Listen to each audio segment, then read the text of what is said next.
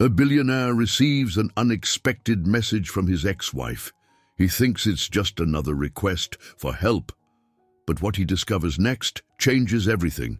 Hello, viewer. Thanks for joining us. Leave a like and share your thoughts in the comments, along with the city you're watching from. Now let's continue with the story. James Bennett woke earlier than usual, feeling strangely restless in his expansive Manhattan penthouse. The gleaming sunrise pressed through floor-to-ceiling windows, bathing the living room in a gentle glow that contrasted with the sterile perfection of polished marble floors and meticulously arranged furniture. He liked order. He thrived on discipline. Yet on this particular morning, none of those precise details comforted him.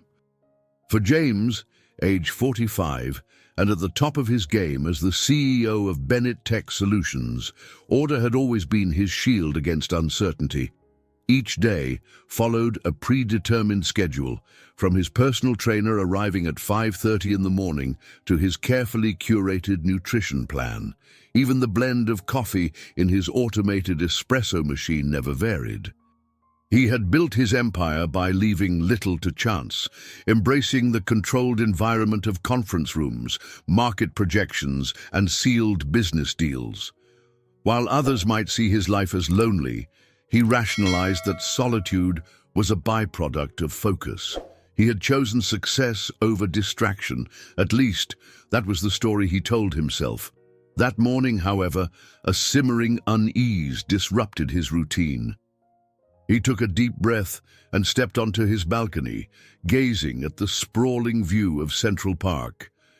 Instead of finding solace, he found a swirl of conflicted emotions. Memories floated forward, the kind that had a habit of surfacing when he was least prepared to face them. Specifically, the memory of Liliana, his ex-wife. They had divorced 5 years ago, after a tempestuous, short-lived marriage. Liliana had been his polar opposite, an artist with a heart full of spontaneity and warmth. She was 38 now, but his mind kept conjuring images of her at 33, arms splashed with paint, eyes glowing with creative fire. They had tried to salvage their relationship multiple times, but their final desperate attempt in Paris still lingered like a half-forgotten dream. James sipped his coffee slowly, letting the taste ground him. He reminded himself that Liliana was part of a past he'd locked away.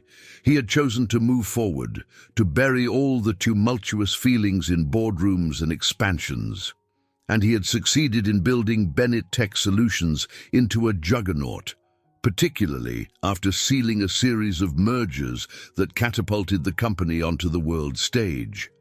Just as he allowed this sense of pride to replace the nagging thoughts of his ex-wife, James's phone buzzed on the kitchen counter.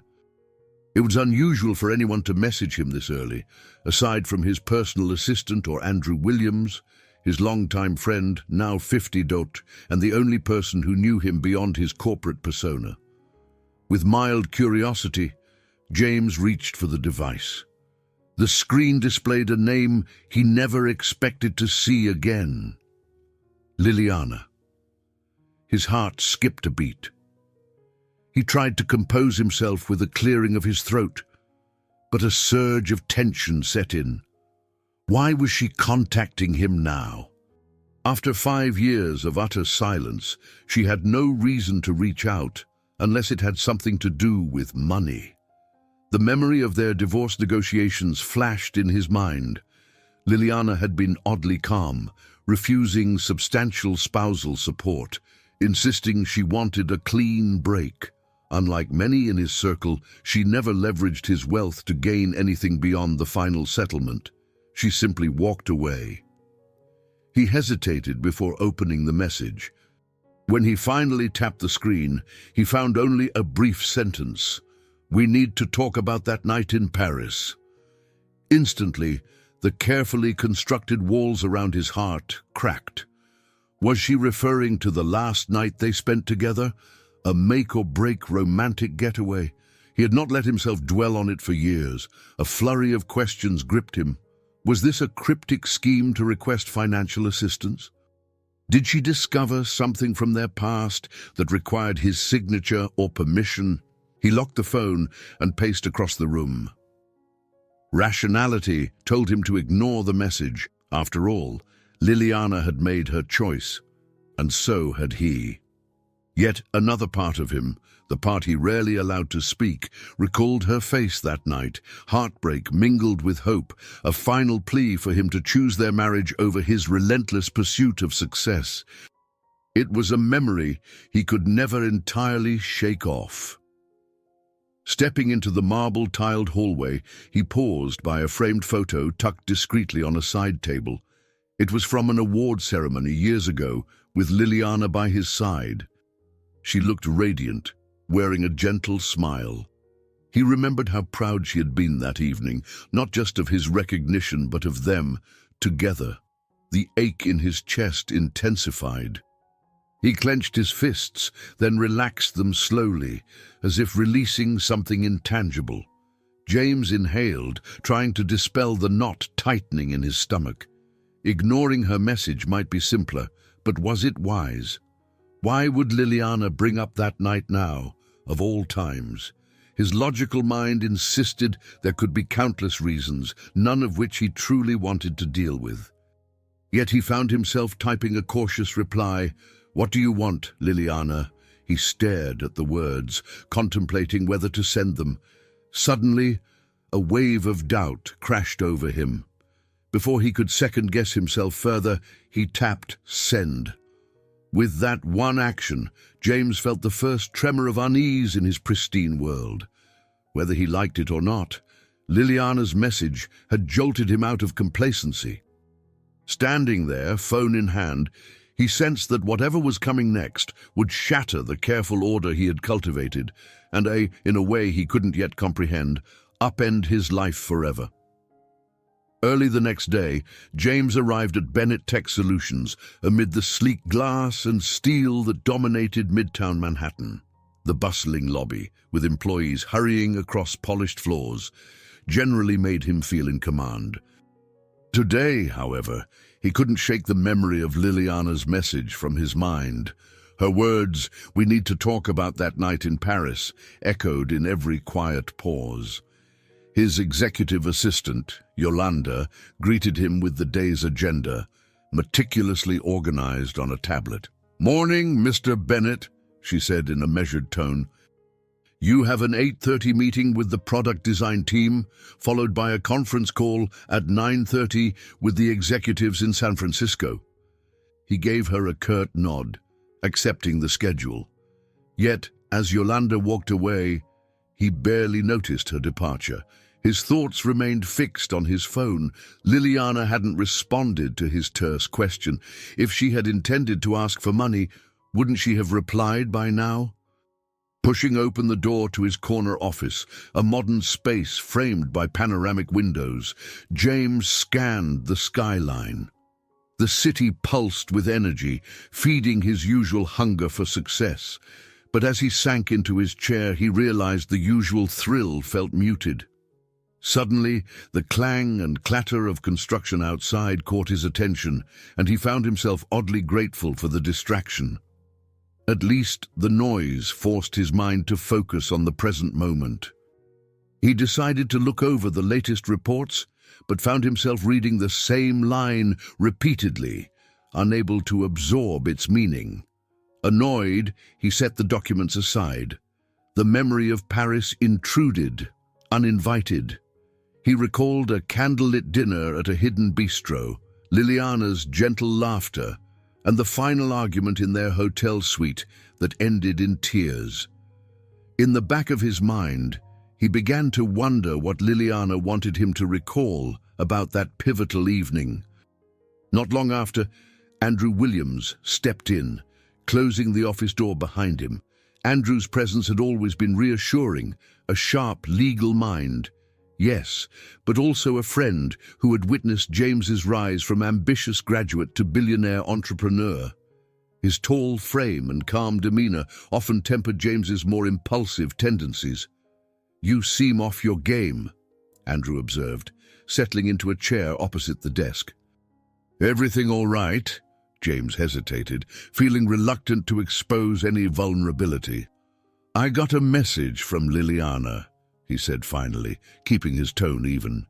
"She wants to talk about some night in Paris."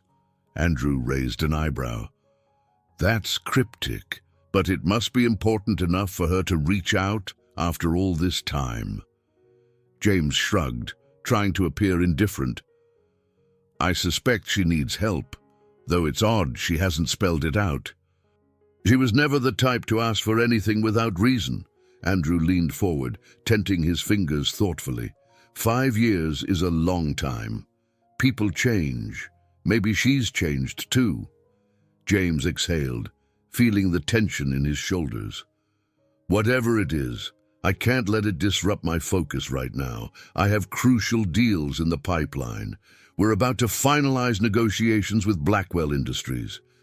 It's the next big step for the company's global expansion." Andrew nodded. "You're right, but ignoring Liliana won't make her go away." Before James could respond, Yolanda knocked and announced the design team had arrived. Andrew stood to leave, offering a measured pat on James's shoulder. "Talk to her, even if it's just to find out what she wants. Sometimes the simplest path is the direct one." Sighing, James watched Andrew depart. He steeled himself for the meeting, adopting the confident facade his team expected. Yet, throughout the presentation of new tech prototypes and marketing strategies, he found his attention drifting. The hum of data points and projected revenue figures washed over him, leaving him strangely numb. Midway through the conference, his phone vibrated. Trying to remain unobtrusive, he glanced down. A new text message: "Please meet me at Charlie's Cafe, tomorrow at 10 a.m. It's on Fulton Street in Brooklyn. I'll explain everything then." The sender, Liliana, he almost dropped the device, his heart hammering wildly. The design lead paused, noticing James's sudden distraction. Coughing to mask his unease, James waved a hand for them to continue, but internally he was reeling. Why Brooklyn? Why such a modest location when Liliana knew how he despised small, crowded places? The day stretched on in a haze. Between back-to-back meetings, he replayed Liliana's words in his head. "I'll explain everything." James felt a simmering mixture of anxiety, anger, and peculiar anticipation. Part of him wanted to tell her no, he had more than enough on his plate. But another part, one he rarely acknowledged, feared that refusing might close off the answer to a question he never even knew he had. By the time evening arrived, James found himself alone in his office, staring at the skyline again. His reflection in the glass looked tense, mouth set in a grim line. He realized this was no trivial matter. Liliana was well aware that he valued privacy. If she chose a casual cafe in Brooklyn, it meant she truly wanted to avoid attention or drama. That alone spoke volumes. Rubbing his eyes, he flicked off the office lights and headed to the elevator. Tomorrow at 10, he would see Liliana for the first time in 5 years. The thought sent a tremor through him. He wondered how she might look, if her hair was still cut in that slightly asymmetrical style she favored. Would her eyes still hold that spark he had tried so hard to forget? As the elevator descended, he forced his mind to quiet. On the surface, this was just a meeting, something to tick off on his schedule so he could return to his empire building. Yet deep down, he sensed that once he stepped into Charlie's Cafe, his pristine life would no longer remain quite so under his control. That night, James slept fitfully. Thoughts of Liliana colored his dreams with fragments of a past he'd tried to bury, laughing in Parisian art galleries, strolling along the Seine, and then the cold finality of their parting words. He woke before dawn, chest tight as if he had run a marathon. His penthouse felt imposing and hollow, the silence broken only by the hum of the central air system. Instead of following his usual ritual of a pre-work gym session, James lingered in his kitchen, letting his coffee grow tepid in its porcelain cup. He felt a heavy reluctance, a clinging desire to keep everything exactly as it was. Yes, his life was lonely and strictly orchestrated, but it was predictable. No matter how hollow, it was safe. Shortly after, he dressed in his usual tailored suit and made his way to the garage, stepping into the back seat of his chauffeured town car. The driver gave a respectful nod. James responded with only a curt greeting, too wrapped up in his own thoughts to make small talk. The ride to the office felt longer than usual, each traffic light an opportunity for him to question whether meeting Liliana was a mistake. Yet he had agreed, implicitly. Another part of him, one he refused to label as hope, had pushed him to confirm. If there was closure to be found, he had to face it eventually. Upon arriving, he was greeted by a swirl of typical corporate demands. A security report that required his signature, a call from overseas investors wanting updates on a new product release. Normally, he thrived on this kind of relentless pace, but now it only aggravated the sense of suffocation. Every task felt mundane, overshadowed by the knowledge that in a few hours he would come face to face with the woman he once believed would be his partner for life. By mid-morning, Andrew stopped by to discuss pending legal matters. Sizing up James's clouded expression, he closed the door softly behind him. "You look like you're about to go 12 rounds in a boxing ring." James forced a brittle laugh. "I feel like it. My mind's in 1,000 places, and none of them have to do with work." Andrew tilted his head sympathetically. "Look, you don't have to do anything you don't want to, but you've come this far. Maybe it's best to just hear Liliana out." James pressed his lips together, nodding reluctantly. "I suppose I owe her that much. We never truly had a conversation after signing those final papers." Andrew placed a file on the desk. "Here's the draft for the next partnership agreement. Review it when you can. And James, take this one step at a time." Sighing, James watched his friend leave. The meeting with Liliana loomed over him like a thunderhead. He was due to depart the office soon, if he intended to reach Charlie's Cafe in Brooklyn by 10. He could have cancelled the meeting, just typed a quick text, something like, "I'm busy, let's reschedule." But deep in his gut, he knew that would be a coward's move. 40 minutes later, James found himself stepping out of a car into a part of the city that bore little resemblance to his usual haunts. Fulton Street was busy in a more grassroots way, small shops with handwritten signs, local bakeries, families strolling by with kids in strollers. The sweet smell of fresh pastries wafted from a nearby storefront. It felt oddly comforting and unsettling at the same time, a slice of life that rarely touched him.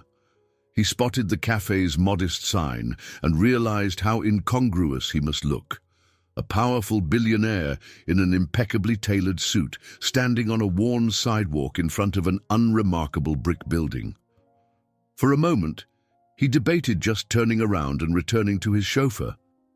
But he steeled himself and pushed open the glass door. Inside, the aroma of ground coffee beans enveloped him. A few patrons looked up, mildly curious, then went back to their own breakfasts. Liliana was seated in a booth near the back, wearing a simple navy blue sweater. She looked different, thinner, a bit pale, but she still had the same regal posture and deep brown hair. When her eyes met his, he felt that same old tug in his chest he'd once tried so hard to deny. Gathering his composure, James walked over and slid into the booth across from her. For a moment, neither spoke. The noise of the espresso machine and hushed chatter of other customers formed a strange background hum. He could see the tension in her face, the set of her jaw. She clasped her hands around a mug as if seeking warmth.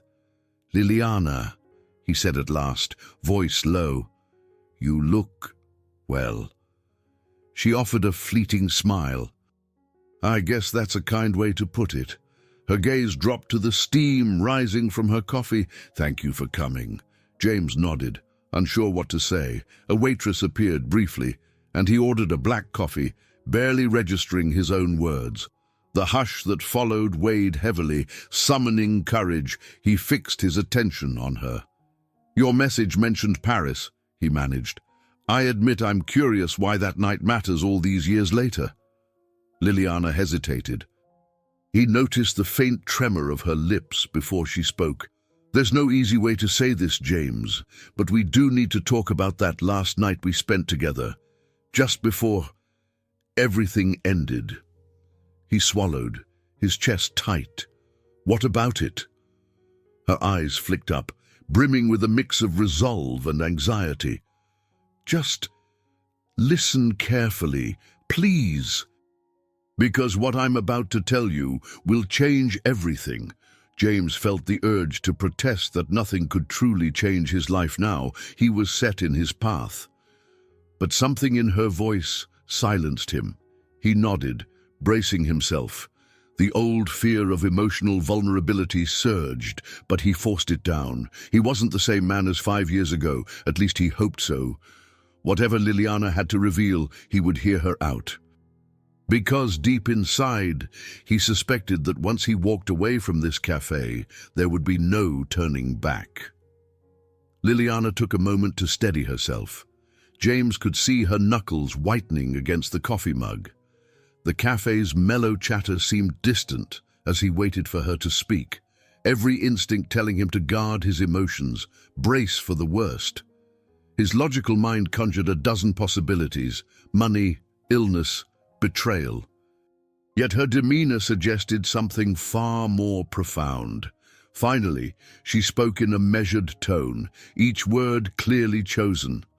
"After that final argument in Paris, I discovered I was pregnant." The sound of plates clinking across the cafe blurred into a dull roar in James's ears. He blinked, certain he must have misheard. "Pregnant," he echoed, voice trailing off. Liliana nodded, lips pressed in a tense line. "I was so sure that you'd pick your business over anything else, over a family. We were on the brink of separation, and I just couldn't face another rejection. I made the decision to leave, to raise our daughter on my own." His thoughts whirled, 1,000 questions crashing into one another. A daughter. All that time, he had a child living somewhere in the same city, or maybe somewhere else entirely. Panic and an odd sense of wonder roiled within him. "Why didn't you tell me?" he asked, unable to keep the slight tremor from his voice. Liliana sighed. "I convinced myself it was for the best. You'd never shown that you could prioritize anything above your company. I wanted our child to grow up with stability, not a father who was perpetually absent." A wave of conflicting emotions swept through James. Rage, guilt, heartbreak, they all collided, leaving him speechless. He recalled every business trip, every grueling negotiation he'd thrown himself into, believing he was forging a legacy. But now that legacy felt meaningless compared to the child he never knew. Finding his voice, he asked, Where is she? Does she live here? What's her name?"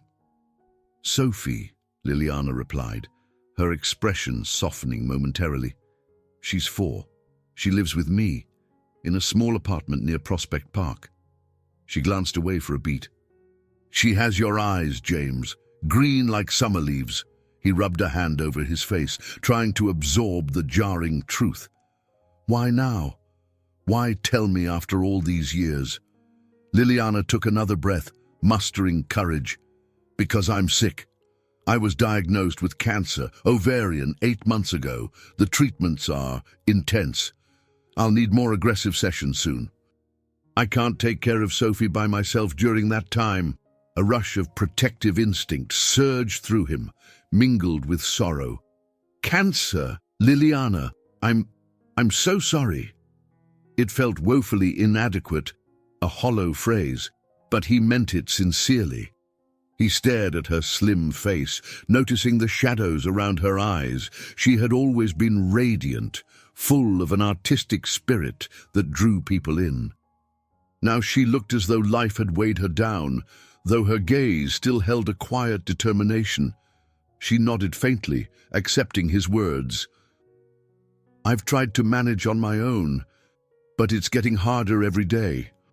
I'm going to need treatments that will leave me exhausted.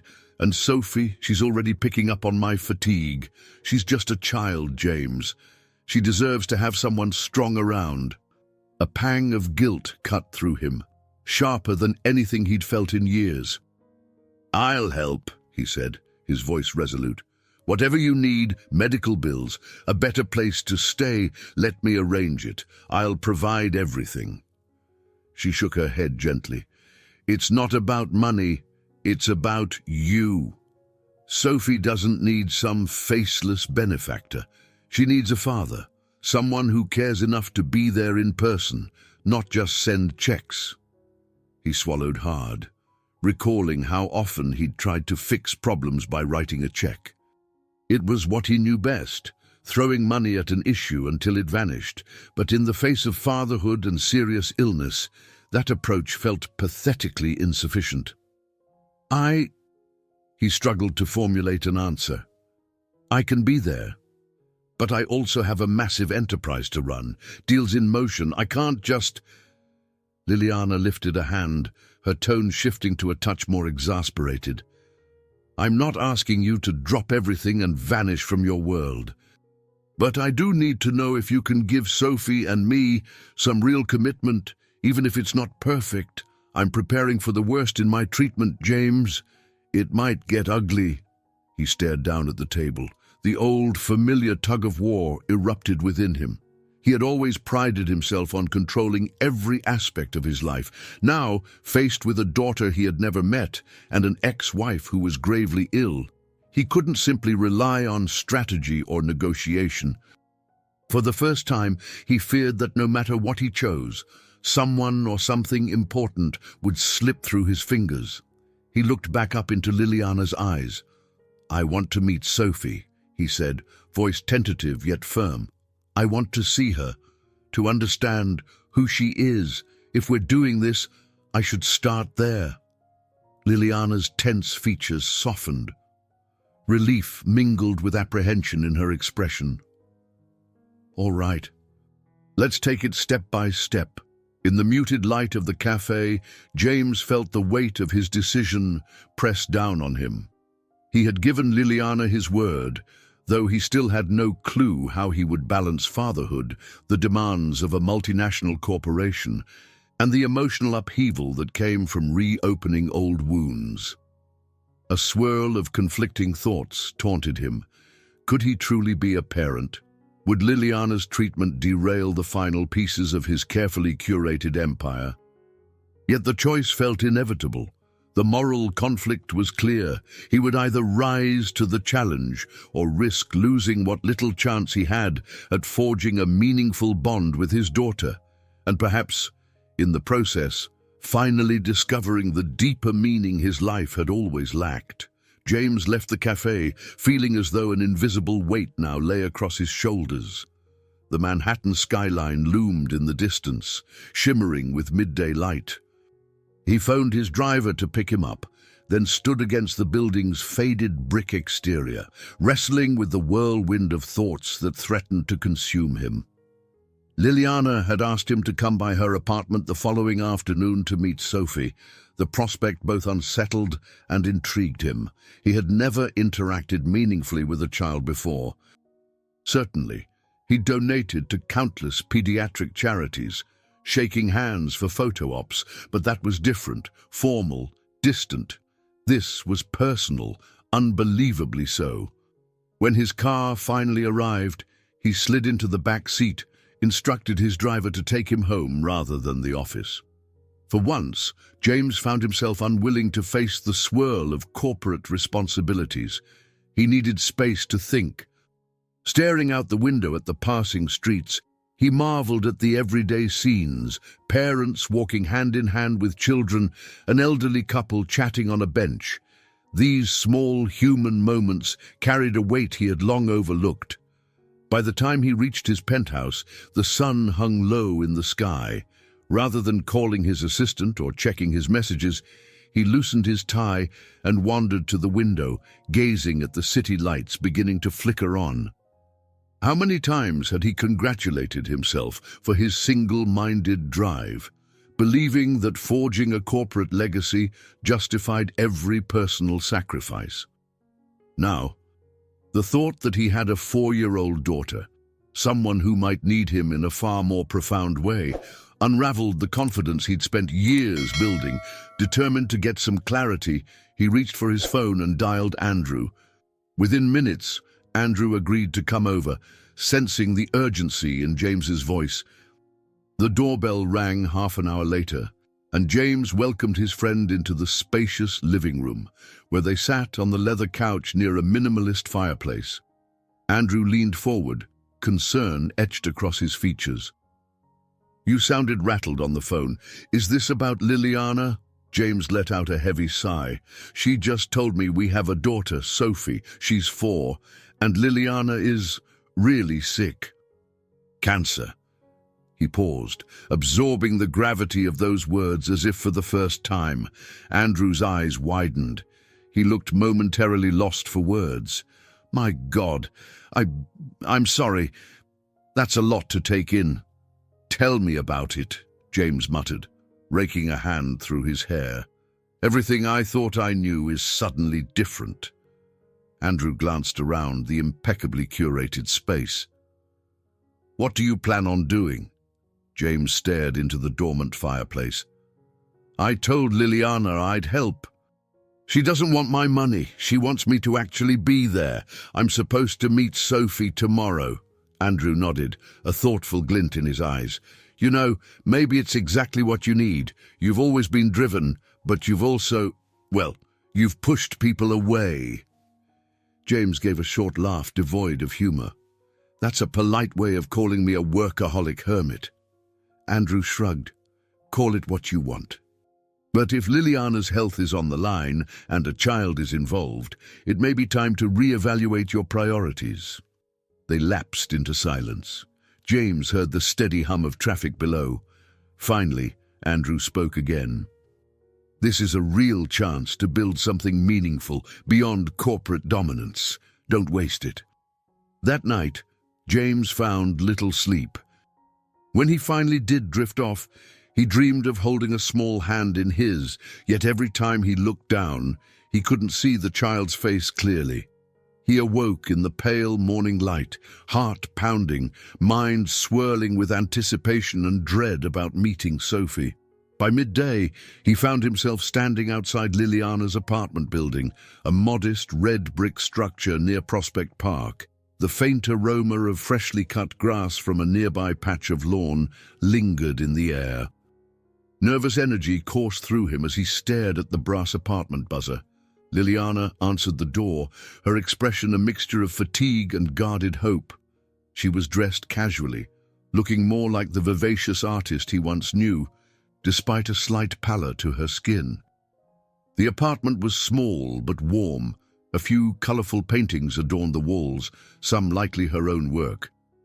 His gaze flicked to a corner filled with children's books and a tiny wooden table scattered with crayons.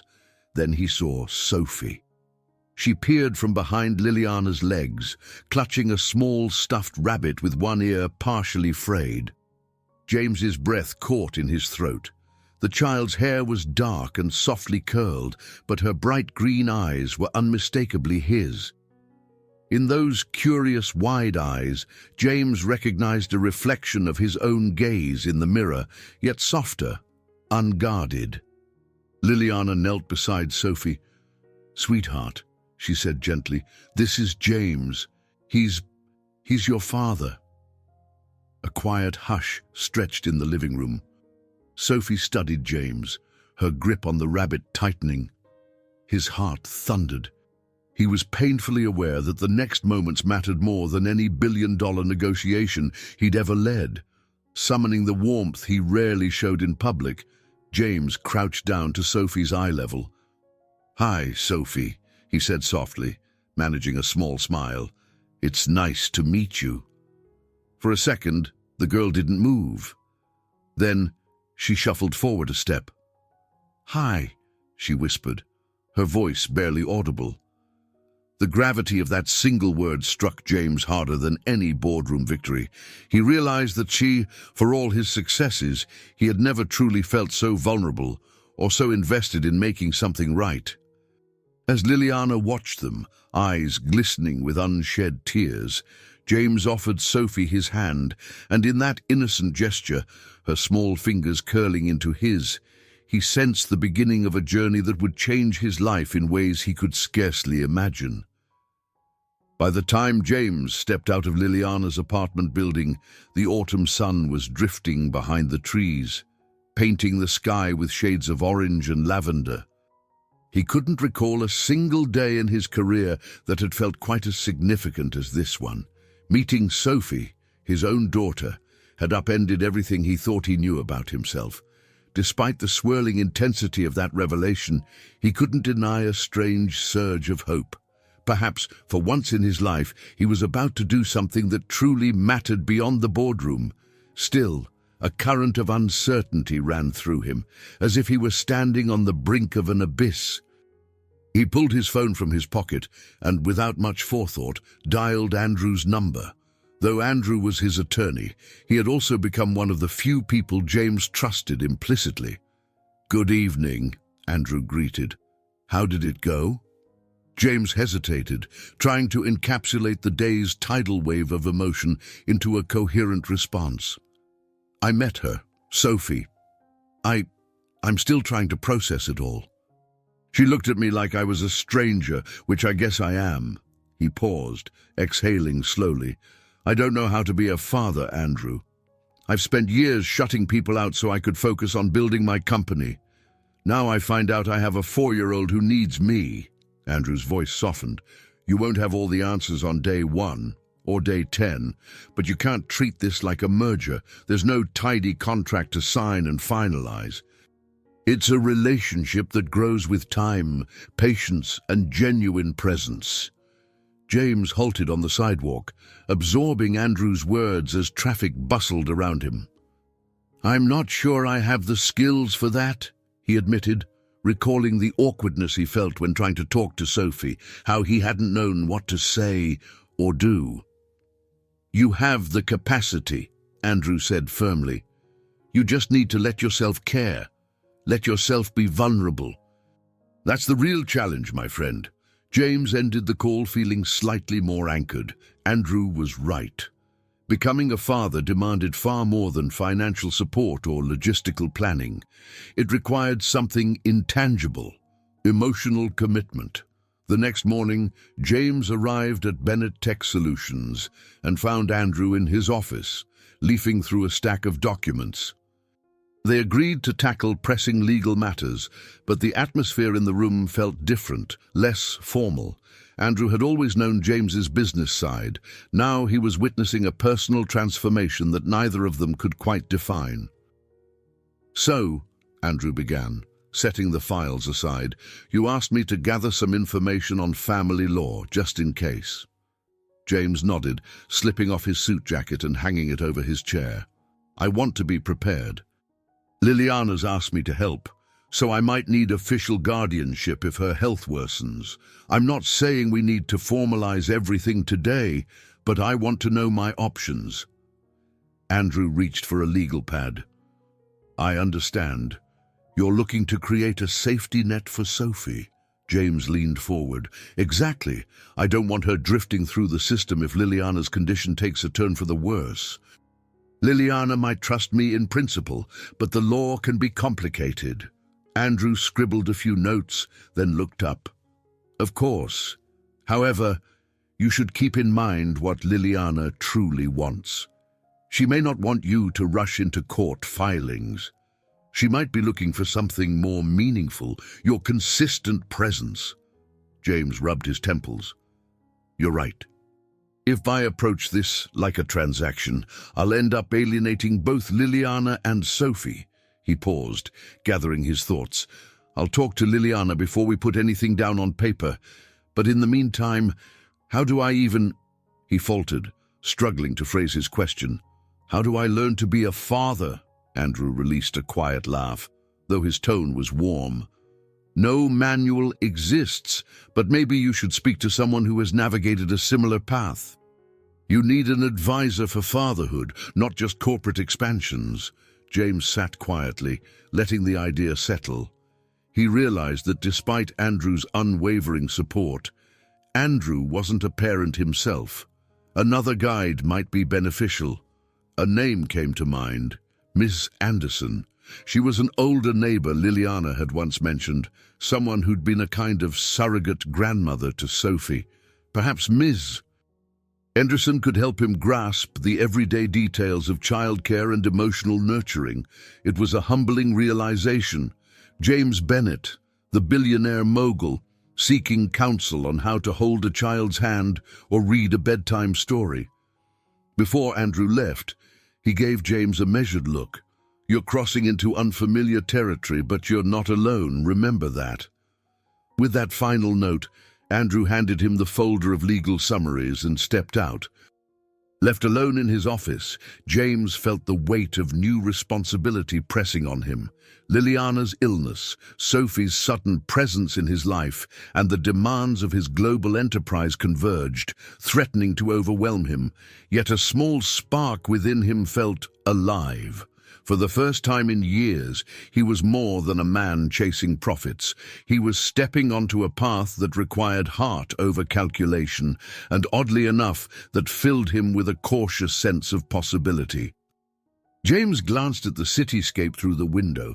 It glimmered with promise, as though encouraging him to find the courage within himself. Perhaps Andrew was right. He was capable of caring deeply. He just had to choose it. Day after day, mistake after mistake. Taking a steady breath, he resolved that, mentor or not, he would attempt to be the kind of father Sophie deserved and the kind of man Liliana could rely on in her greatest hour of need. The next few days unveiled a stark contrast between James's old life and the new reality taking shape around him.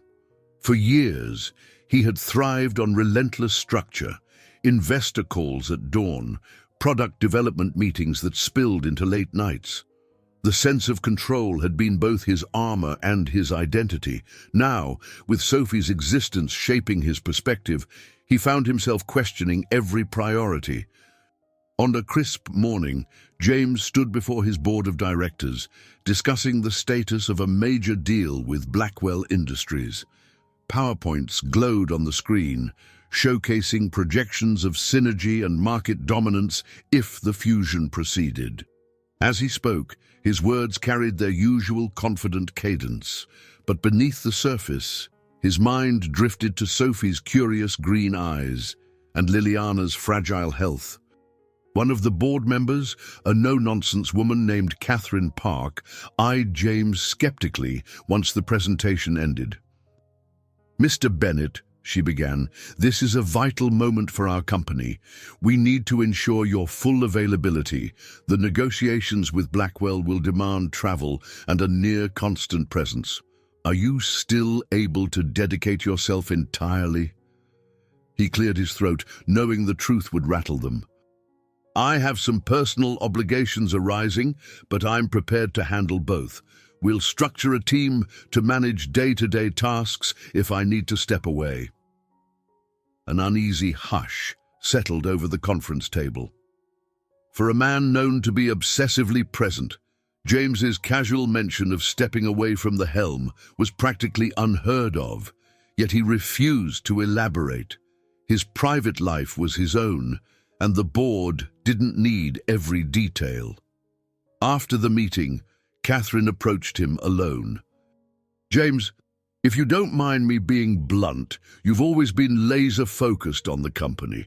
Now you're distracted. Is there something we should be worried about?" He maintained a practiced calm. "My circumstances have changed. I'm not abandoning Bennett Tech Solutions, but I need more flexibility in the coming months. Trust me to balance it." Her gaze flickered, but she nodded. "I hope you know what you're doing," Leaving her behind, James descended to the underground parking garage. The weight of the board's expectations clashed with his newfound role as a father. He knew decisions lay ahead that would test his dedication, yet there was no turning back. He had, in effect, already bid farewell to the illusion that work could fill every void in his life. Now, he had to negotiate an uncharted territory, one that demanded empathy and vulnerability rather than ceaseless hustle. That evening, James revisited Liliana's apartment. He brought a small bouquet of sunflowers, recalling a distant memory that Liliana had always adored, their bright color. He also carried a picture book for Sophie, a whimsical story about a rabbit exploring a magical garden. He felt awkward holding such items, more accustomed to expensive wines or artisanal gift baskets for corporate clients. Still, he hoped these gestures might bring a hint of cheer. When Liliana opened the door, James noticed she looked more tired than the last time he'd seen her. Shadows rimmed her eyes, but she mustered a faint smile. "Hello, James. Thanks for coming by." He stepped in, offering the flowers. "I remember you said these were your favorite." Her brow lifted in mild surprise. "I did, didn't I?" She took them carefully, her voice tinged with gratitude. "They're perfect." Sophie was in the living room, coloring at her miniature table. The TV played a low-volume cartoon, but she seemed more engrossed in her crayons. James approached slowly, heart pounding in a way no business pitch had ever made it pound. "Hey, Sophie," he said, crouching down. "I brought you a new book. Maybe we can read it later." She stopped coloring to examine the cover, featuring a cuddly rabbit. Her gaze shifted to him, uncertain yet curious. "Thank you," she murmured quietly. Then she went back to her drawing. But James felt a tiny flicker of hope that she might be warming up to him, even if just a little. Liliana disappeared into the kitchen to find a vase for the flowers, giving James a chance to watch Sophie in relative silence. He noticed how methodically she chose colors, how each crayon stroke seemed deliberate. She had a focus reminiscent of his own, one that both comforted and startled him. Finally, she lifted the paper to show him. "It's a picture of a garden," she announced solemnly, as if unveiling an important masterpiece. He studied the scribbles of green and yellow. "It's beautiful. You're quite the artist, like your mum." A shy smile hinted at the corners of Sophie's mouth. "Mommy paints real good," she said, "when she's not sick." James's chest tightened.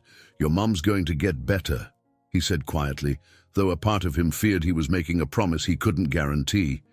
He gently touched the child's shoulder. "We'll make sure of it."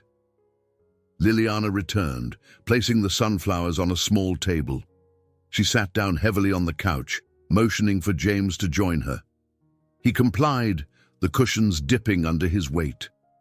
The comforting smell of home-cooked food hung in the air, soup or stew, perhaps. He realized he hadn't eaten dinner, but he didn't care. His thoughts were on Liliana's drawn features and Sophie's fragile sense of security. "I start a new round of chemo next week," Liliana said, pushing a stray lock of hair behind her ear. "It's going to be rough." She paused, eyes flickering to Sophie. "I'll need help." Without hesitation, James nodded. "I'm here. Whatever it takes."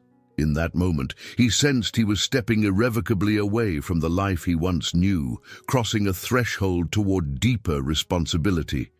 The illusions of invulnerability and boundless corporate ambition slipped away, replaced by a humbling reality.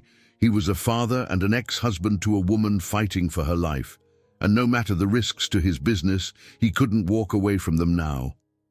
Sunday arrived with a crisp breeze. The sky was startlingly blue, the kind of morning that invited strolls through the park or lazy brunches at neighborhood cafes. Yet James found himself engaged in an entirely foreign routine. helping Liliana pack a small overnight bag for the hospital. She'd already arranged for her friend, Miss Anderson, an elderly neighbor with a calming presence, to watch Sophie while Liliana received treatment. However, James had insisted on assisting too. It felt unnatural to him, stepping so directly into their daily life, but the relief in Liliana's eyes told him it was the right choice. He had never been to this particular hospital before. It was an older building in Brooklyn, far from the state-of-the-art private clinics James typically patronized. The corridors were lined with faded posters about healthy eating and cancer awareness, and the faint odor of antiseptic hung in the air. The whole environment felt simultaneously sterile and overwhelmed, a far cry from the immaculate, high-tech offices where James usually spent his days. At the registration desk, Liliana provided her details while James stood by, feeling strangely useless. A wave of awkwardness rolled over him. He was a billionaire, accustomed to dictating his schedule to an army of assistants, yet he couldn't speed up the paperwork or whisk Liliana to the front of the line. Standing there, it dawned on him how easily money solved so many of life's inconveniences, except, of course, for the ones that mattered most. Once Liliana was settled in a small infusion room, James took a seat beside her. The overhead fluorescent lights buzzed faintly, and a nurse with a gentle smile hooked up an IV line. Liliana's expression remained steady, though a slight tremor in her hand betrayed her nerves. "You can go if you want," she said, glancing his way. "This isn't going to be very pleasant, and it'll be hours before we're done." James folded his arms, shaking his head. "I'm staying. I have my laptop if I need to handle something urgent for work, but I'd rather be here if that's okay with you." She studied him for a moment. "It's okay," she finally replied, voice subdued. "I appreciate it." Their conversation drifted towards simpler topics, like Sophie's favorite bedtime stories and the local deli that made the best chicken soup, comfort talk that skimmed over deeper issues, yet brought a certain warmth. James found himself clinging to this unremarkable chatter, realizing how the most mundane details could mean everything when normalcy was threatened. A few hours later, the nurse returned to check on Liliana. She explained that the treatment would intensify over the coming weeks. Liliana might experience nausea, fatigue, hair loss. James listened intently, taking mental notes as though preparing for a major business deal. But this was different. No matter how meticulously he planned, he couldn't guarantee an outcome. The realization humbled him, a stark reminder that some battles couldn't be won with intellect or wealth alone. He stepped out into the hallway for a short break, retrieving coffee from a vending machine. The lukewarm liquid tasted bitter, but he sipped it anyway, leaning against a wall to gather himself. That was when a cheerful voice reached him. "Mr. Bennett, fancy meeting you here." He turned to see Miss Anderson, wearing a neat cardigan and holding a small bag of groceries. Her silver hair was arranged in a short, practical style, and her smile radiated warmth. "Liliana told me you'd be around," she said. "I just came to drop off some snacks for her. The hospital food can be a bit dull." Despite his usual reserve, James found himself relaxing at Mrs. Anderson's kind demeanor. "That's thoughtful of you," he said. "I'm still new to all this. I had no idea treatment would be so extensive." Miss Anderson's eyes softened. "Cancer doesn't care about convenience, dear. It takes a village sometimes. I'm glad Liliana has people who care about her. For a while, I worried she was trying to handle everything alone." James nodded, recalling how Liliana had managed 4 years of single parenthood. "She's been braver than I ever realized," he admitted. Ms. Anderson patted his arm. "Sophie's a blessing too. That little girl brightens the room wherever she goes. I know this is all new to you, but you're doing just fine. Don't be afraid to learn as you go." Touched by her words, James smiled. It was a peculiar sensation, feeling gratitude for a simple bit of kindness, as if a part of him long dormant was awakening. "Thank you, Ms. Anderson," he said softly. "I'm trying." She gave him a nod, then headed to Liliana's room. James lingered, reflecting on how different this environment felt from his plush corporate offices. Yet, stepping into this new world, he realized he was beginning to see people in their raw humanity, patients fighting for their lives, loved ones offering support in small but vital ways. By day's end, Liliana finished her first session. She looked drained, dark circles etched under her eyes, but she insisted on walking to the car herself. James offered an arm for support, which she accepted without protest. Guiding her gently into the passenger seat, he climbed behind the wheel. He drove toward her apartment in thoughtful silence, glancing over occasionally to check on her. Outside, the city passed by in a blur of bright lights and busy sidewalks. In that moment, James felt the weight of a quiet resolution settling over him. He was no longer just the powerful CEO forging global deals. He was a man who needed to learn how to be present, how to care, and how to endure. With Liliana resting beside him, he realized that stepping into this new world was as daunting as it was vital. And despite his fears, he wasn't turning back. Over the following days, James found himself navigating routines as alien to him as any foreign culture. Liliana's treatment schedule was erratic. Some mornings, she woke with enough energy to manage small household tasks, while other days, she could barely lift her head. Sophie's emotional needs varied, too. One moment she was a giggling preschooler, excited to show James a new drawing, and the next she seemed withdrawn, sensing her mother's vulnerability. In the midst of it all, James tried to bring a sense of order without imposing his customary, rigid style. He quickly learned that small children, especially 4-year-olds, rarely stuck to a perfect timetable. If he arrived to pick Sophie up at her preschool, she might burst into tears because she had just started a craft project and wasn't ready to leave. Or if he promised to read her a bedtime story at 8 o'clock, Liliana's sudden nausea could derail everything. One evening, James arrived at Liliana's apartment to help with dinner. The usual swirl of city traffic hummed outside, headlights streaking across the living room. Inside, he found a half-finished plate of spaghetti on the coffee table, and Liliana slumped on the couch, looking pale and exhausted. Sophie sat beside her, hugging a stuffed bunny. "Mommy doesn't feel good," Sophie explained quietly, her eyes large with concern. "I'm all right," Liliana assured the girl, though her voice sounded hollow.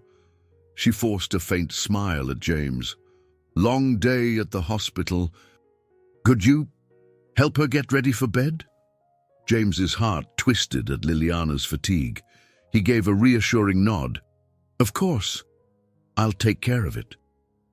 Sophie stood, still clutching her bunny. James offered her his hand, which she accepted shyly.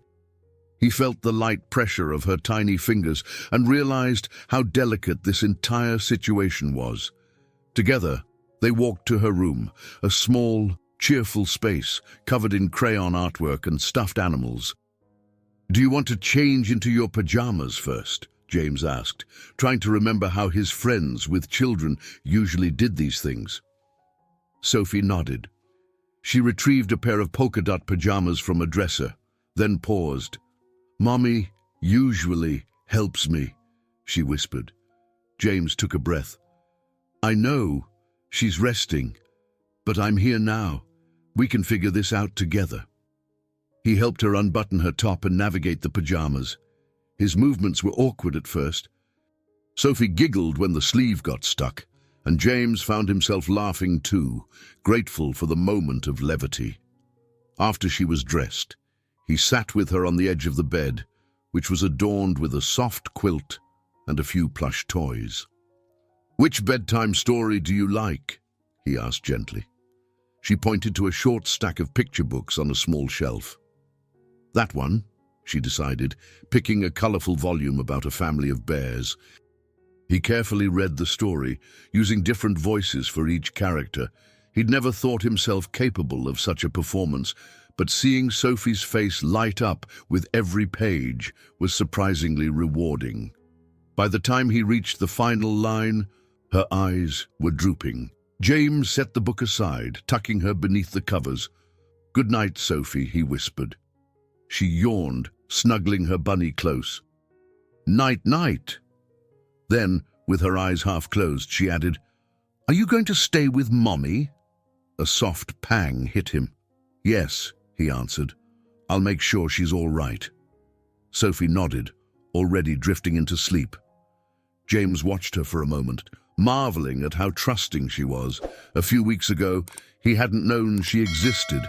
Now, he was reading her bedtime stories. He left the room quietly, returning to the living area where Liliana still lay on the couch, eyes closed. She stirred at his approach. "Is she asleep?" He settled onto a chair near her. "Yes, she went to bed without any fuss. We had a little adventure with the pajamas, but we managed." Liliana opened her eyes, gazing at him with a mix of gratitude and relief. "Thank you." James hesitated, searching her face. "How are you feeling?"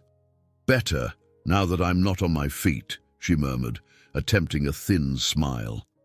"I can't tell if the chemo is worse on my body or my mind, but either way, it's brutal." A swell of compassion rose within him. "Is there anything else I can do? Cook dinner, pick up more medication, anything?" She shook her head. "You've already done a lot. Just be patient with us, especially with Sophie." "She's scared, though she tries to hide it." James nodded, thinking of the child's anxious eyes. "I will.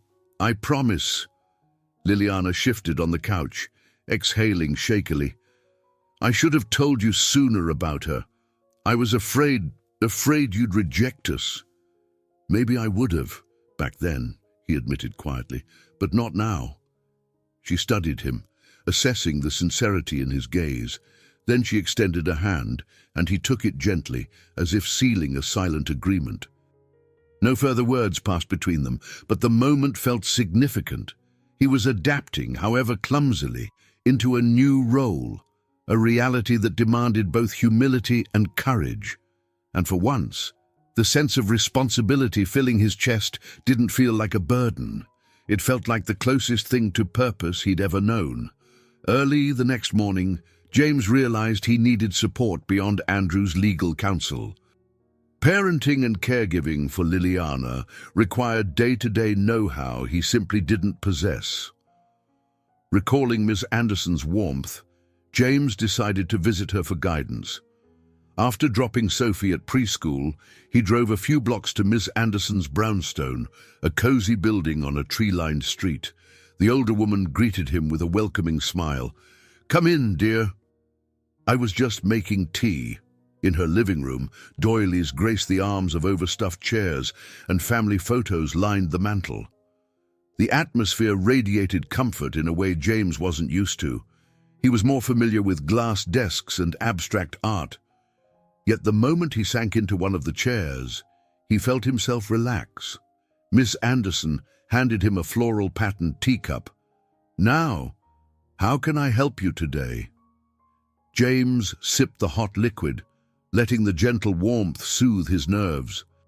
"I'm trying to figure out how to balance everything.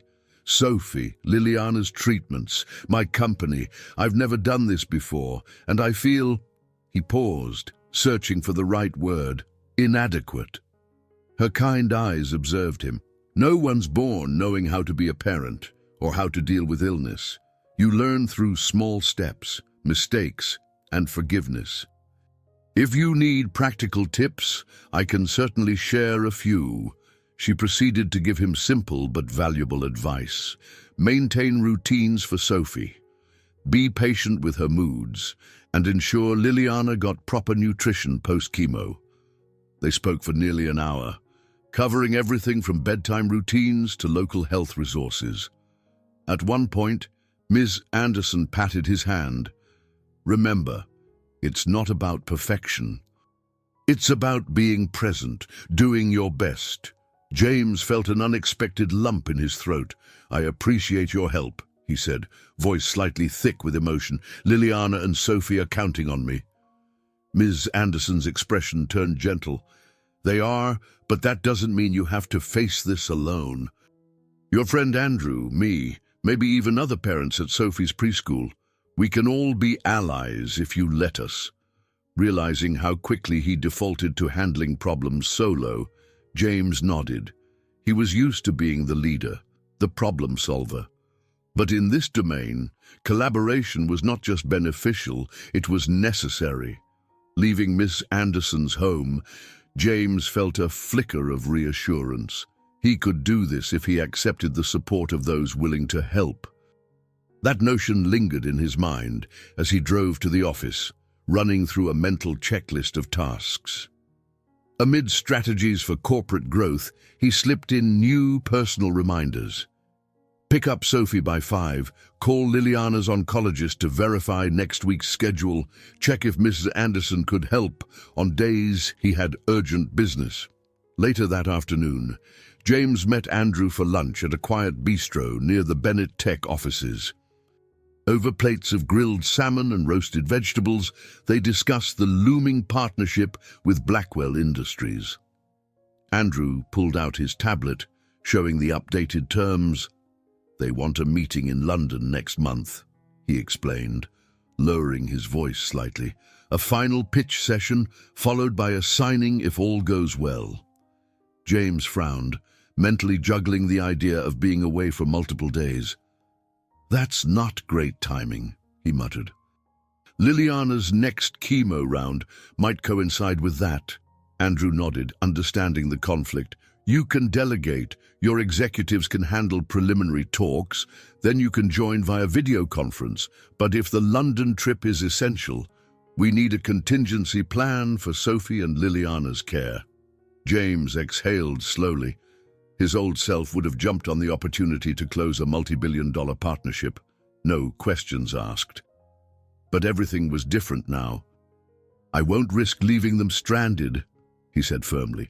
"We'll arrange for Miss Anderson to cover some days, maybe hire a part-time nurse to assist Liliana at home, but I won't be gone for more than a couple of days, tops." Andrew studied him for a moment. "You've changed, James." James managed a small smile. "I'm learning to delegate something more critical than a corporate merger, my personal responsibilities. And surprisingly, I'm okay with it." After lunch, they parted ways. James felt a renewed sense of determination. Allies were emerging in every corner of his life, from Ms. Anderson's gentle mentorship to Andrew's steadfast guidance. Even within his company, several top managers were stepping up, eager to prove they could handle more responsibility. It was as though his shift in priorities had unlocked opportunities for those around him to shine. That evening, James arrived at Liliana's apartment with a sense of purpose. He brought groceries, fresh produce and ingredients for a hearty soup Ms. Anderson had recommended for post-chemo fatigue. He found Liliana resting on the couch and Sophie drawing on the living room floor. "So," he announced gently, "I hear we're in need of some healthy cooking." He set down the bags, pulling out vegetables and broth. Sophie glanced up with bright-eyed interest, while Liliana mustered a grateful nod. As he began chopping carrots under Sophie's watchful gaze, he felt the strangest sensation of belonging. Perhaps for the first time in years, he wasn't orchestrating a boardroom or finalizing a contract. He was simply being present, engaged in an act of care for those who needed him. Surrounded by supportive people, his new allies, he felt the weight of fatherhood and companionship settle into a more natural place in his life. Just when James began to find a fragile equilibrium, the first serious crisis hit. It started with a phone call in the middle of a Wednesday board meeting. Liliana was at the hospital, having collapsed from severe dehydration and fatigue. The second James received the news from Missy Anderson, he abandoned the meeting, ignoring the startled faces of his colleagues. He rushed to the hospital, heart pounding in a dreadful staccato. In the ER, bright overhead lights reflected off white-tiled floors, amplifying the sense of urgency. He found Liliana in a curtained-off area, an IV attached to her arm. She looked paler than ever, eyes closed, shallow breaths rattling in her chest. A wave of alarm and protectiveness coursed through him. A nurse gently guided James away from the bed. "Sir, we're stabilizing her," she said in a calming tone. "Dehydration and a fever. The chemotherapy has weakened her immune system. We'll need to keep her here for a day or two." James nodded, trying to control the tremor in his voice. "Thank you. Can I stay with her?" "You can stay for now. We'll move her to a private room soon." He remained by Liliana's side, watching her labored breathing, overwhelmed by the stark reminder of how precarious her condition was. Guilt seeped in. He'd been absorbed in bridging fatherhood and business, but he hadn't truly grasped how swiftly her health could deteriorate. Now he was seeing it firsthand. Hours later, when Liliana woke briefly, she found James in the chair beside her, eyes red-rimmed from worry. "Sophie," she murmured, her voice raspy. "She's with Ms. Anderson, safe," James reassured her, leaning in to ensure she heard him. "Take it easy, Liliana. You're in good hands." Her gaze drifted around the sterile environment, realization dawning slowly. "I'm sorry," she whispered, tears gathering at the corners of her eyes. I hate that Sophie sees me like this." "Don't apologize," he said firmly, gently clasping her hand. "This isn't your fault." The next day was a blur of medical updates and quiet vigil. Liliana's fever subsided, but her body remained frail. Meanwhile, Sophie grew anxious at home, missing her mother. James swung between hospital visits and phone calls to Andrew, who offered to handle work emergencies. With each passing hour, the delicate balance James had been trying to maintain threatened to unravel. By late afternoon, James was at Liliana's bedside when his phone buzzed incessantly. It was Catherine Park, the board member who had already questioned his commitment. He sighed, stepping into the corridor to take the call. "James," Catherine said, her voice edged with frustration. "We've got a situation. Blackwell Industries wants a final meeting next week, but they're spooked by your recent absences. They want assurances you're still at the helm, or they may walk." He pressed a hand to his forehead, absorbing the magnitude of the potential fallout. The Blackwell deal was a cornerstone for Bennett Tech Solutions' global expansion, the very thing he'd spent years crafting. Losing it would be a massive blow to the company's future prospects and credibility. "I can do a video conference," he began, eyeing the hospital room where Liliana lay. "I can't travel right now, but..." Catherine cut him off. "They want you in person, no proxies. Their CEO, Conrad Blackwell, sees your absence as a sign of wavering leadership. We're talking billions in investment here. If you aren't there to finalize, I doubt they'll proceed." James swallowed hard, torn between professional ambition and personal crisis. He caught a glimpse of Liliana's sleeping form through the doorway. How could he leave her and Sophie during such a precarious time? And yet, how could he justify walking away from a deal that could transform his company? "I need to think," he said at last, voice clipped. "Well, hurry," Catherine warned. "They're expecting an answer by tomorrow." James ended the call, feeling a surge of anger and desperation. The entire situation reminded him of the old life he'd tried to balance against new obligations. Except now, the stakes were even higher. If he flew to finalize the deal, he'd leave Liliana and Sophie vulnerable. If he refused, the Blackwell partnership might vanish, leaving irreparable damage to his company and to his own legacy in the corporate world. Closing his eyes, he leaned against the cold hospital corridor wall. For the first time, the unstoppable James Bennett felt cornered, facing an obstacle too large to bulldoze. Duty to family collided with duty to shareholders, and he couldn't see a clear path forward. When he returned to Liliana's side, she stirred awake, reading the conflict in his eyes. "Work?" she asked softly. He nodded. "There's a major deal. They want me to fly out next week." She took a shuddering breath, wincing at some internal ache. "James, I know how important your business is. I don't want to keep you from it, but—" She hesitated, tears forming. "I'm so scared." His heart felt as though it was splintering in two. He placed a trembling hand over hers. "I'll figure something out," he whispered, though he had no idea how. In that hospital room, overshadowed by the hiss of medical equipment, James realized he'd encountered his first true test, a conflict where neither choice offered a neat, painless solution. And from the pained look on Liliana's face, he knew that whichever path he took, the consequences would mark them all in ways they would never forget. James lingered in the hospital corridor, feeling the tension knot in his shoulders. Liliana had fallen asleep again, still hooked up to the IV after her sudden collapse. Just 2 doors away, he could hear the distant hum of machinery in the ward, where a handful of patients dozed in their own uneasy rest. Everything about this place, its antiseptic smell, the low overhead lights, reminded him how fragile Liliana's situation was. He glanced at his phone. The moment he'd been dreading had arrived. Catherine Park had messaged, requesting an urgent answer about the Blackwell Industries trip. She claimed the London meeting was set to finalize terms, with Conrad Blackwell himself expecting James's personal involvement. Failure to appear could jeopardize months, maybe years, of negotiations. "James," came a quiet voice from behind. Andrew stood near the door, his expression lined with concern. "How did you know I was here?" James asked. Andrew tapped his phone. "Catherine called me too. She's worried about the deal. I thought you might need an ally." James nodded, relieved by Andrew's presence.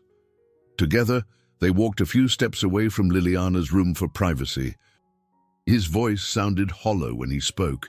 "You know I can't leave right now. If I vanish for even a few days, Liliana could relapse into another crisis. Sophie's just learning to trust me. How can I abandon her so soon?" Andrew pressed his lips together in thought. "Then maybe we propose a compromise. You can attend via video conference. Insist you'll travel once Liliana is stable. But it won't be easy to convince Blackwell. Their CEO is an old-fashioned type who demands face-to-face negotiation." James ran a hand over his face. "It's not just about him. My board is losing faith. They see me as distracted." He paused, glancing at Liliana's door. "But what choice do I have?" Andrew lifted a shoulder in a subtle shrug. "Not much of one, unless you're willing to risk the deal. Look, let's outline a plan. We'll push for a shorter trip. Maybe you can manage 2 nights in London, no more. You'd leave everything organized for Liliana. Ms. Anderson can stay with her and Sophie. You can hire a part-time nurse." James frowned, his mind reeling. 2 nights. I'd miss at least 1 chemo session. And if something goes wrong— Andrew offered a sympathetic sigh. "You're up against it, my friend. The first test is here. You can't split yourself in 2. A brittle silence stretched between them. Eventually, Andrew gave James a reassuring pat on the shoulder. "I'll handle as much as I can on the legal side. You decide what's best. Just be honest with Liliana." They parted ways, Andrew heading out into the cold afternoon air, while James ducked back into Liliana's room. The beep of her IV pump was the only sound. Liliana stirred, opening her eyes when she sensed James's presence. Her cheeks were drawn, the usual color absent. She exhaled slowly, like every breath took effort. "You should go home and rest," she said. "Sophie's probably worried." James pulled a chair closer to her bedside. "Sophie's with Miss Anderson. Don't worry, she's in good hands." He hesitated, forcing himself to address the looming dilemma. "Listen, there's a critical meeting in London next week. If I don't go, there's a high chance the Blackwell deal will fall apart." Liliana watched him with a guarded expression. "That deal, you've been working on it for over a year, right?" He nodded, feeling the pang of responsibility in his chest. "Yes, it's massive. But if I leave, even for 2 days, what happens if you need me?" She let her gaze flick to the IV stand, the slow drip of medication a reminder of her ongoing battle. "We'll manage. I'll have Miss Anderson. And if you hire a nurse to stay here, I'll be fine." "Don't throw away everything you've built just because I got sick." James leaned forward. "It's not just about the company. It's about being a decent human being. I haven't always been there for you." "It's okay," Liliana cut in, her voice taut with emotion. "You're here now. That means something." He blinked, wrestling the surge of conflicting emotions. Once, he would have seized any chance to secure a major deal. Now, he felt an equal pull toward his family. Both paths, in their own way, tested him. Finally, he reached for her hand, mindful of the IV line taped to her arm. "If you say you'll be all right, I'll go. But I promise, I'll keep the trip as short as possible. The moment the meeting's over, I'll come back." Liliana's fingers curled around his, a faint smile ghosting across her lips. "That's all I ask." Exhaustion overcame her, and she closed her eyes again. James listened to her breathing, the rhythmic beep of the monitor, and let the decision settle in his mind.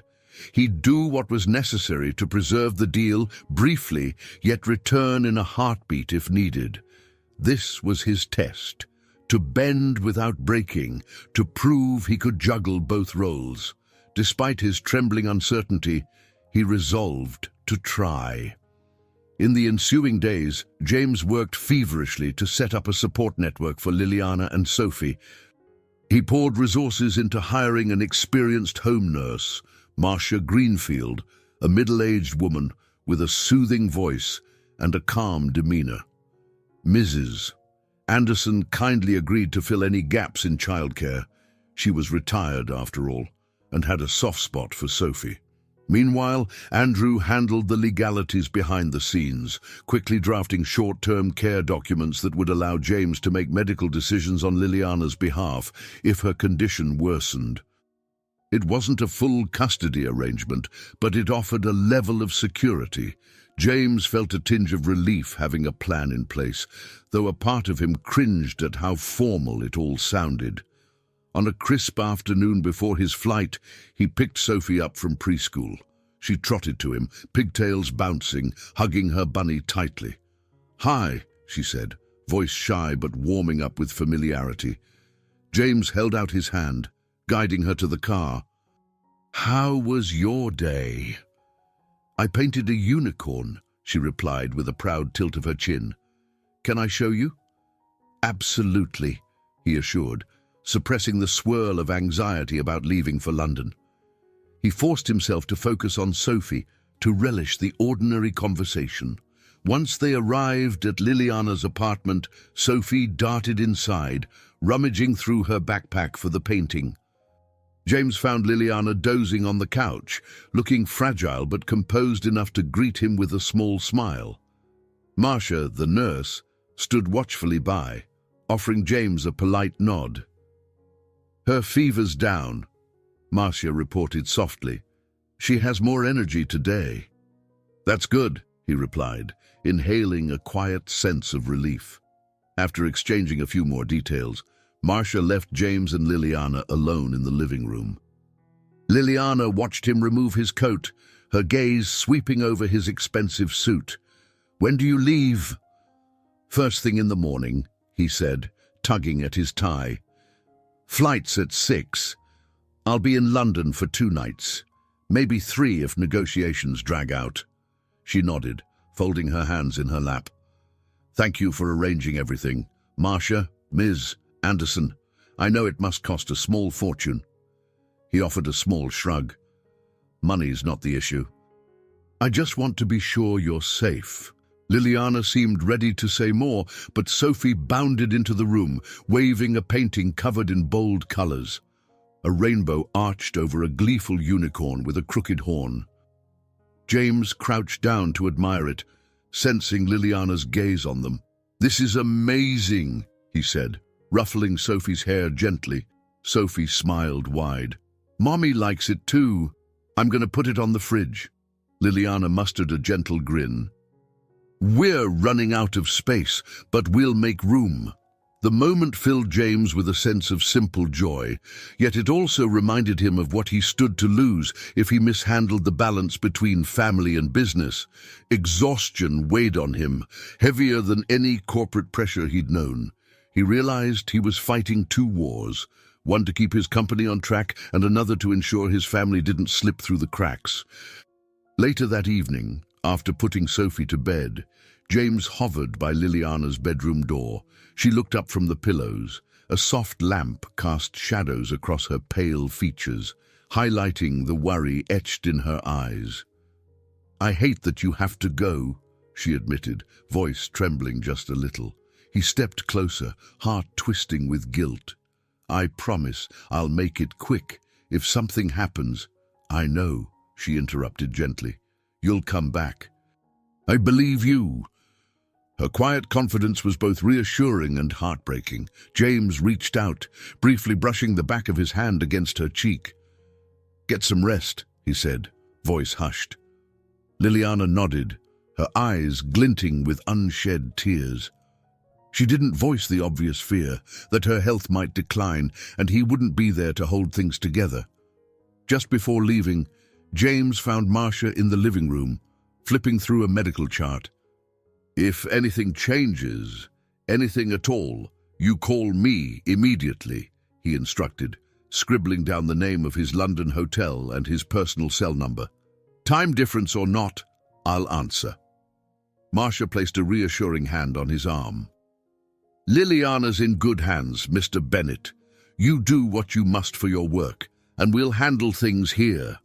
He tried to believe her words, yet a swirl of dread persisted in his stomach. Driving back to his penthouse, he mulled over the next few days.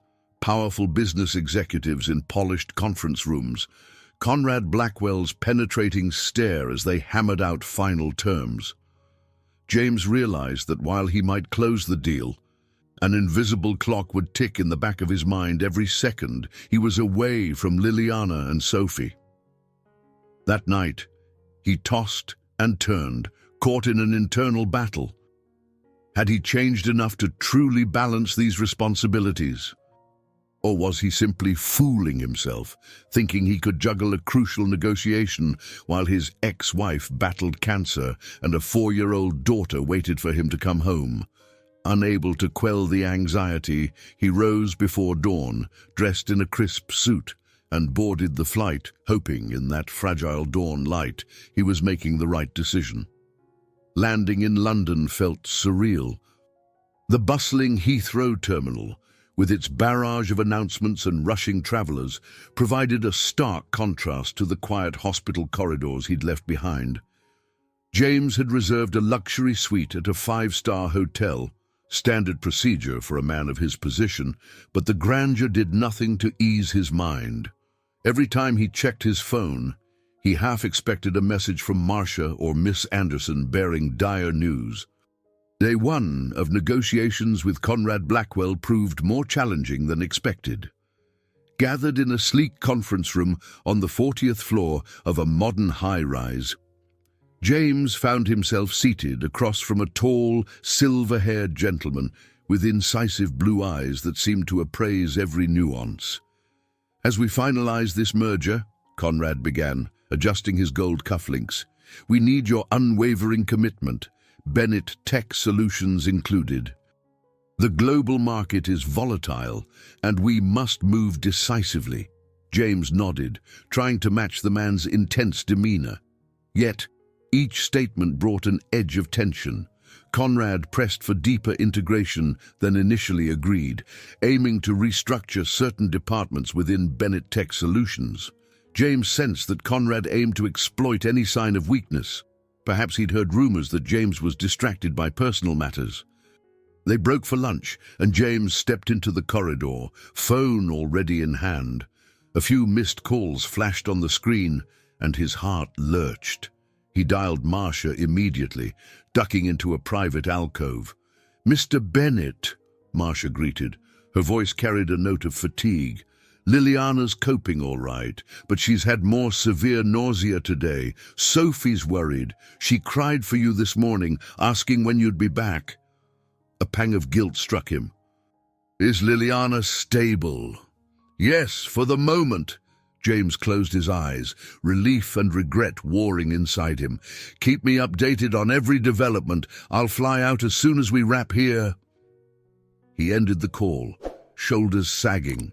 Even from thousands of miles away, the weight of responsibility pressed down, reminding him that no matter how adept he was at business, illness and a child's fears were not so easily contained.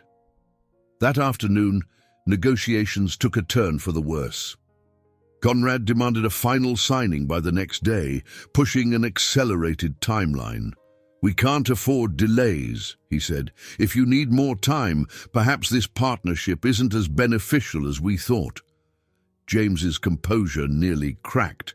He steeled himself, explaining that he needed at least an extra day to finalize certain points with his board.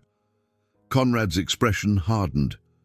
"We expected you to come here with all your board's mandates in hand," Conrad countered. "Is there a reason for the hold-up?" James forced a taut smile. "No reason at all, just standard procedure." But inside he felt battered. The fear of losing the deal clashed brutally with the image of Sophie asking for him at home. By the time he returned to his hotel that evening, he felt worn down to the core. Hunched over a laptop in the suite's living area, he typed frantic emails to Andrew and his board, trying to sort out last-minute legalities before morning arrived. At one point, the phone rang. Marcia again. She spoke in hushed tones. "Liliana's having a rough night, sir. She's extremely weak.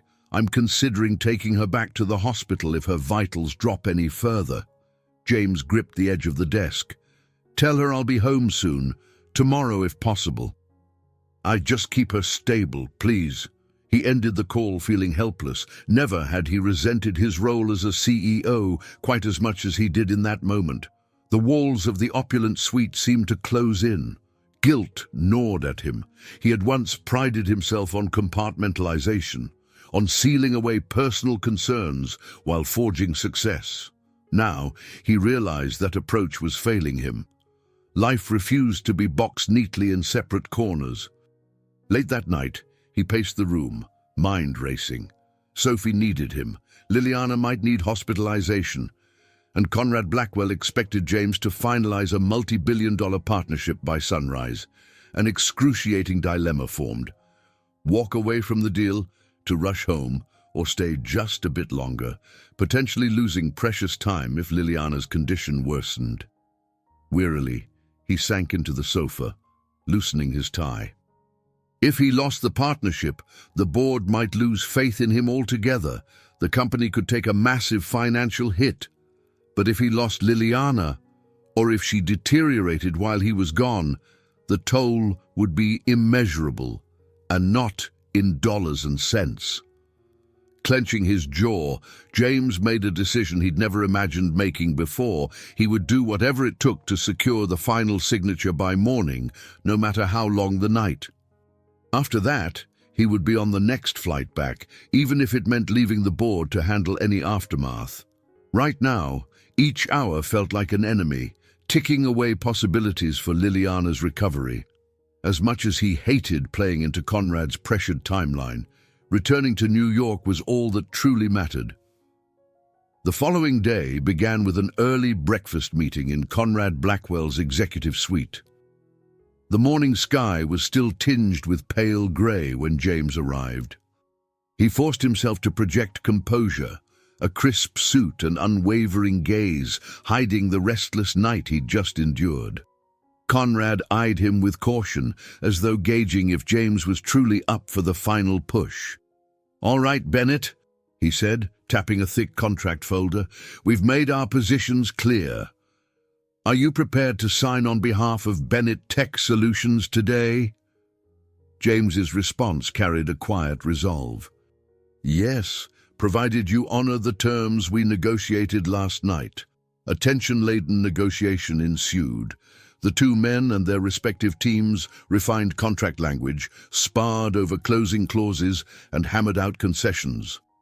By midday, the final agreement reached James's laptop for an electronic signature, then Conrad's. The hush in the room as each line was initialed seemed to reverberate with the magnitude of what they were sealing. This merger would reshape James's empire, unlocking new international markets and guaranteeing massive returns for shareholders. Yet, while Conrad's face broke into a triumphant grin at the final handshake, James felt no sense of triumph. He shook the older man's hand firmly, ignoring the flutter of anxiety still lodged in his gut. "I have to get home," he thought. "You did well," Conrad remarked, his tone laced with a hint of admiration. "Despite your distractions, you're a formidable negotiator." James offered a nod, too drained for false pleasantries. "Thank you. Now, if you'll excuse me, I need to catch a flight." He left the conference room with quick strides, instructing his team to handle any remaining formalities. Catherine Park tried to stop him for a final debrief, but he waved her off politely. "Have Andrew loop me in," he said in a tight voice. "I'm done here." Within 2 hours, James was on a plane bound for New York. Tension roiled in his chest the entire flight. He checked his phone obsessively for updates. Spotty internet at 30,000 feet made it maddeningly difficult to stay informed. The moment they landed at JFK, he powered his phone back on, heart pounding. A single text appeared from Marcia. "Vitals stable, but she's admitted again to the hospital." James felt the seats and travelers around him fade into background noise. Liliana was back in the hospital. As the plane taxied to the gate, he hammered out a quick reply, promising to arrive as soon as possible. The only flicker of solace was the word stable. Still, he couldn't banish the mental image of Liliana's pale face. The drive from the airport to the hospital felt interminable. Each red light drove him to white-knuckled impatience. By the time he arrived at the emergency entrance, night had fallen. He raced inside, scanning for any sign of Marcia or Miss Anderson. A nurse finally directed him to Liliana's room. There, he found Miss Anderson sitting in a stiff plastic chair, reading to Sophie in hushed tones.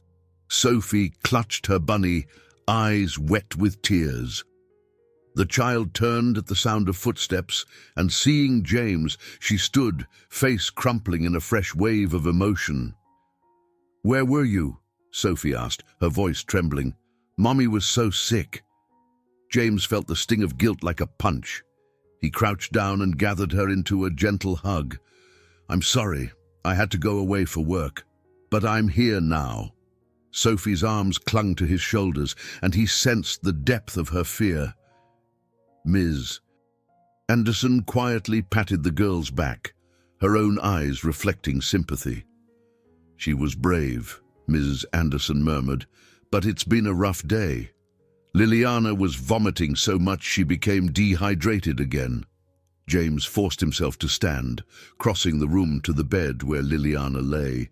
She looked frail, eyes half-lidded, an IV in her arm. The rhythmic beep of a heart monitor punctuated the silence. Her eyelids fluttered open at his approach. "You're here," she whispered, voice raspy. He drew closer, forcing a smile. "I got the deal done, and I came straight back. How are you feeling?" Her breath came slow and shallow. "Like I've been run over by a truck," she admitted, attempting a weak grin. "But they gave me meds to stop the nausea." A rush of conflicting emotions washed over James. Relief that she was stable, remorse that he'd left in the first place, and a swirl of fatigue from the relentless pressure he'd been under. He slipped his hand into hers. "I'm sorry I wasn't here," he said softly.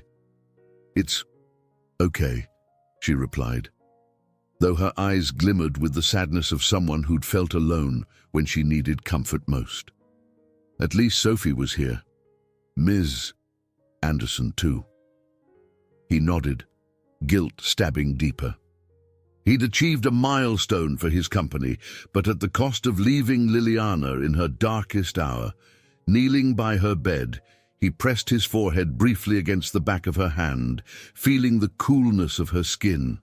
For a moment, the victory of signing a historic merger felt hollow.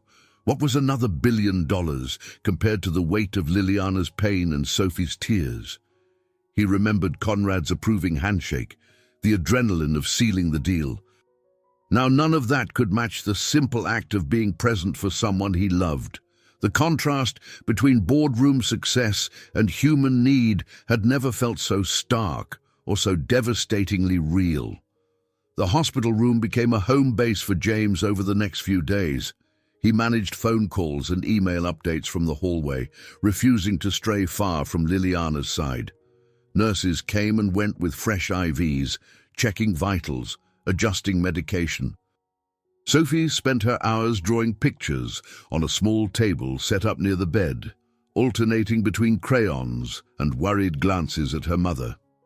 One afternoon, Liliana dozed fitfully while Sophie napped on a makeshift cot by the window. Andrew arrived, balancing 2 cups of coffee. He handed one to James, motioning for them to step into the corridor. "Thought you might need a pick-me-up," he whispered. James took a grateful sip, feeling the jolt of caffeine. His exhaustion was bone deep, yet he couldn't bring himself to leave, not even for a proper meal. "Thanks," he murmured, leaning against the wall. "I feel like I'm juggling a dozen knives. The deal's technically signed, but the follow-up details are piling up, and I can't be in the office. Liliana's still so weak." Andrew tilted his head, sympathy written on his features. "The board understands to a point. You've secured the partnership. That buys you some credibility, but they want reassurance you'll be back soon. There's talk of a shareholders' conference." James fought back a wave of frustration. "A shareholders' conference now? I can't leave Liliana alone. She's had 2 emergency hospital visits in the last week." Andrew patted his shoulder. "We can postpone a formal conference, but not forever. The new Blackwell-Bennett merger is big news. Stakeholders are demanding to know the company's direction. We need a strategic rollout plan." James scrubbed a hand over his tired face. "I get it, but Liliana's priority. End of story." He paused, remembering Sophie's anxious eyes every time he left the room for more than a few minutes. "I won't abandon them again." Andrew studied him for a moment, a flicker of approval in his gaze. "No one's asking you to. We'll figure out a compromise. The big question is, how do we manage your time without letting either side slip, your family or your corporation?" James swallowed, appreciating Andrew's candor. "I don't know yet," he confessed. "I'm running on adrenaline, a single crisis, and I'm undone." Andrew set his coffee cup on a nearby ledge. "Then maybe it's time you delegate more authority within the company. Catherine Park and the others can handle day-to-day decisions while you focus here. At least until Liliana is stable." Though it pained James to relinquish that much control, the logic was undeniable. "I might have to," he conceded. "I just hope the board doesn't see it as weakness." A corner of Andrew's mouth lifted. "I think you'll be surprised. People appreciate a CEO who values humanity. You close the biggest deal in the company's history. Nobody can question your commitment to success. Now show them your commitment extends to something beyond the bottom line." James inhaled slowly, letting Andrew's words settle. The weight on his shoulders felt no lighter, but a sense of clarity bloomed. He needed to reorganize responsibilities, trusting his carefully chosen executives. Perhaps, in doing so, he could be the father and friend Liliana and Sophie needed without torpedoing the business he'd spent years building. They re-entered Liliana's room, where Miss Anderson was quietly tidying up a tray of half-eaten hospital food. Sophie stirred, blinking sleep from her eyes, and Liliana also roused. Andrew offered them all a gentle wave. "I'll leave you to rest," he said, stepping out discreetly. Liliana turned her head toward James, her voice subdued. "Everything okay?" He mustered a reassuring smile. "Yes, just company matters. Andrew's taking the lead so I can stay here." She reached out, and he took her hand, careful not to disturb the IV line. "You don't have to do that," she murmured. "What if they see it as negligence?" "Let them," James said. "I'm not leaving you right now." A fragile look of gratitude crossed her face. "I spent so long sure that you'd always pick work. But you didn't. Thank you." Sophie sat up, wiping her eyes. "Is Mommy better?" she asked in a small voice. James crouched by her, gently brushing a lock of hair behind her ear. "She's getting there. We just have to be patient and help her stay strong."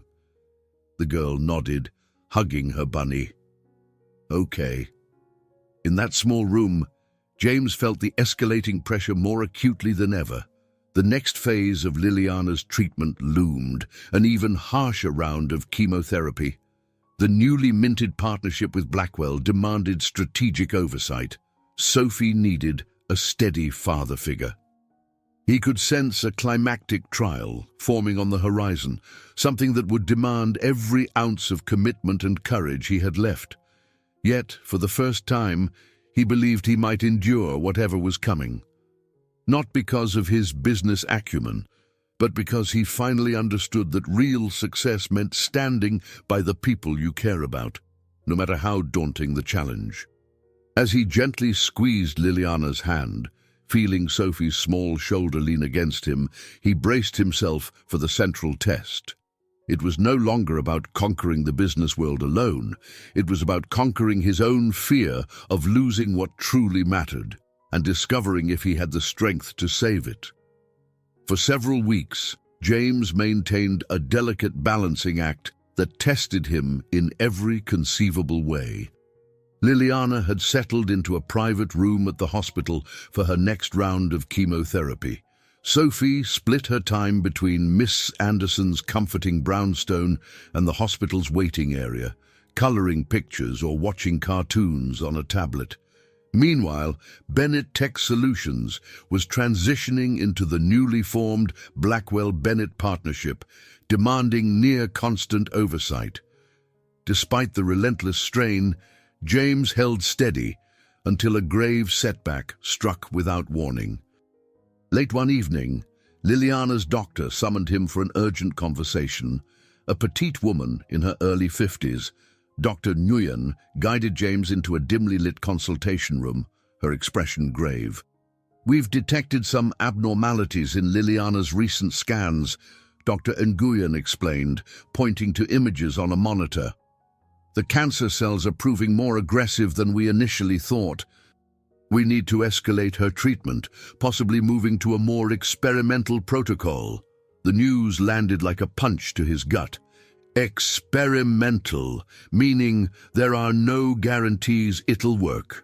The doctor nodded gently. "There are always risks, but waiting could be even more dangerous. Her next rounds will be more taxing. She'll need significant support, physically, emotionally, financially." James felt his throat tighten. "I'll do whatever it takes. Just tell me what you need." "It won't just be about money," Dr. Nguyen cautioned. "She'll need round-the-clock care, unwavering encouragement. The stress on both of you, on Sophie's too, will be substantial." That night, he sat at Liliana's bedside, watching her sleep. The rhythmic whir of the IV pump underscored the magnitude of the decision before them. He weighed the concept of experimental treatment, knowing full well that it could offer hope or heartbreak. If he encouraged Liliana to proceed and the side effects proved devastating, how would he live with that? Yet if they did nothing, her prognosis could worsen more rapidly. When Liliana stirred, he swallowed hard and explained the situation in hushed tones. She listened, absorbing the news calmly, despite the fear flickering in her eyes. "It's your call," James concluded, voice trembling at the edges. "But whatever you decide, I'm with you." Liliana's gaze dropped to the thin blanket covering her legs. "I want to try," she whispered. "If there's even a chance this can buy me more time with Sophie, with you." She trailed off, her cheeks flushed with both emotion and exhaustion. James placed a hand over hers, ignoring the tangle of IV tubes. "Then we'll fight," he said, mustering as much confidence as he could. "No matter what it takes." Their conversation was interrupted by a soft knock at the door. Marcia, the home nurse now practically living at Liliana's side, stepped in. She carried a small teddy bear that Sophie had dropped off earlier, its stuffed arms outstretched in a perpetual hug. "She wanted to make sure her mom had this," Marcia said gently, setting the bear on the bed. Liliana's eyes misted over. "She's so worried."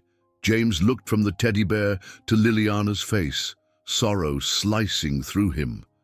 "She's a brave kid," he murmured, "but she needs you, Lil." A wave of vulnerability passed between them. For the first time since their divorce, they let the walls fall away. James reached out, cupping Liliana's chin tenderly. He saw the traces of the vibrant woman he once loved, now tempered by suffering. And in her eyes, he recognized a profound resolve. She wasn't ready to give up, not on life, and not on this budding second chance between them. Stepping out into the corridor, James braced himself for a different confrontation. He dialed Andrew to confirm the next steps in the Blackwell-Bennett transition. In a measured tone, James laid out his position. "I'm shifting more day-to-day oversight to Catherine Park and the other board members.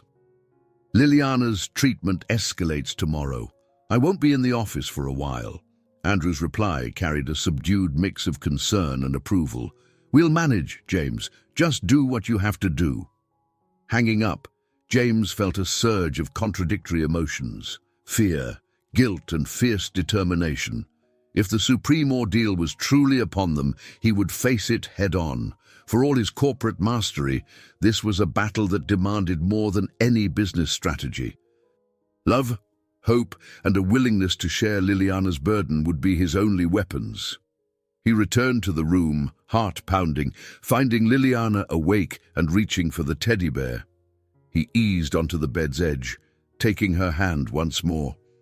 "Whatever happens," he whispered, "we face it together." And in her tired smile, he saw quiet acceptance of the war they were about to wage, a war with no guarantee of victory, but the highest stakes he had ever known. The following day brought a flurry of activity. Doctors, nurses, and specialists converged to discuss Liliana's new treatment protocol. James observed from a corner of the room, feeling both helpless and determined. An experimental drug regimen would begin that afternoon, featuring potent chemicals meant to attack the cancer cells more aggressively. The side effects, however, promised to be severe. Outside in the hallway, Sophie clung to Miss Anderson's hand. The little girl had drawn a bright rainbow across her forearm with markers, a childish attempt to bring color into the solemn environment. Catching James's eye, Ms. Anderson guided Sophie over, sensing he might need a comforting presence. "Is Mommy going to be okay?" Sophie asked quietly, wide green eyes brimming with tears she tried to hold back. Kneeling down, James gently stroked her hair. "We're doing everything we can, sweetie. She's got the best doctors." He glanced up at Miss Anderson, who offered a firm nod of encouragement. Yet, as soon as Sophie returned to a nearby waiting area, James retreated to a window overlooking the hospital courtyard. His reflection stared back, pale and drawn, an unfamiliar version of himself. He thought about the unstoppable magnate he'd been not so long ago, a man who rarely yielded to sentiment. Now, love and vulnerability had pried him open, forcing him to confront a world he couldn't control. Andrew arrived shortly after, carrying a folder stuffed with financial projections. They found a secluded bench near an elevator bank, away from the constant beeping of monitors. Andrew sighed, running a hand through his thinning hair. The board is anxious, but supportive. For now, they recognize your personal circumstances. James nodded, glancing at the folder. Any updates on the Blackwell deal fallout? The merger is still moving ahead, but there's a catch. Blackwell Industries wants immediate structural changes in your management teams, faster than we anticipated. They claim that since you're, well, distracted, your team needs to step up. Catherine Park is the top candidate for interim leadership. Despite everything happening with Liliana, James felt a flash of tension. They're trying to force my hand. Andrew held his gaze. They see an opening. Doesn't mean they'll oust you, but they want more control during your absence. It's the price they're naming. James expelled a slow breath, staring at the stark hospital walls. He wondered if he cared as much as he once did. On one hand, giving up even partial control of Bennett Tech Solutions had once been an unthinkable betrayal of his ambition. On the other, none of those ambitions seemed to matter more than the potential loss of Liliana.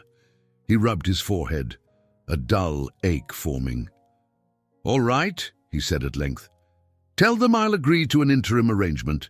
Catherine can handle operations. I'm staying with Liliana." Andrew's eyes flickered with concern. "That's a big concession. Are you sure?" James nodded firmly. "I am. I won't split my focus right now." The two men sat in silence for a moment, the hum of hospital machinery reverberating in the distance. Then Andrew shifted closer, voice low. "James, you're making the right choice for Liliana and Sophie, but you need to prepare for the corporate ramifications. Some board members might try to capitalize on your absence. You may not return to the exact position you left." Staring at a passing nurse pushing a supply cart, James felt a strange calm wash over him. Then so be it. The old me would have seen that as a catastrophe, but I understand now that certain things can't wait.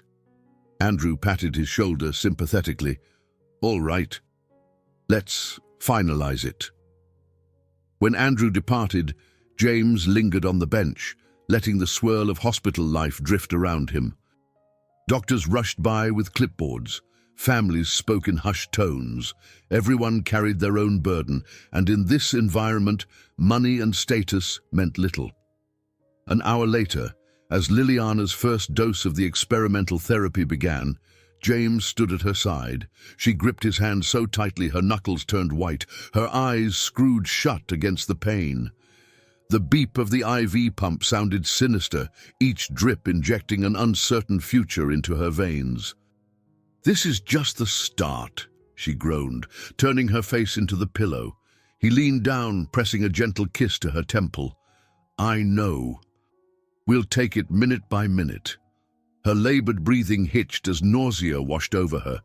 James urged a nurse to bring another basin, the reality of the side effects already sinking in.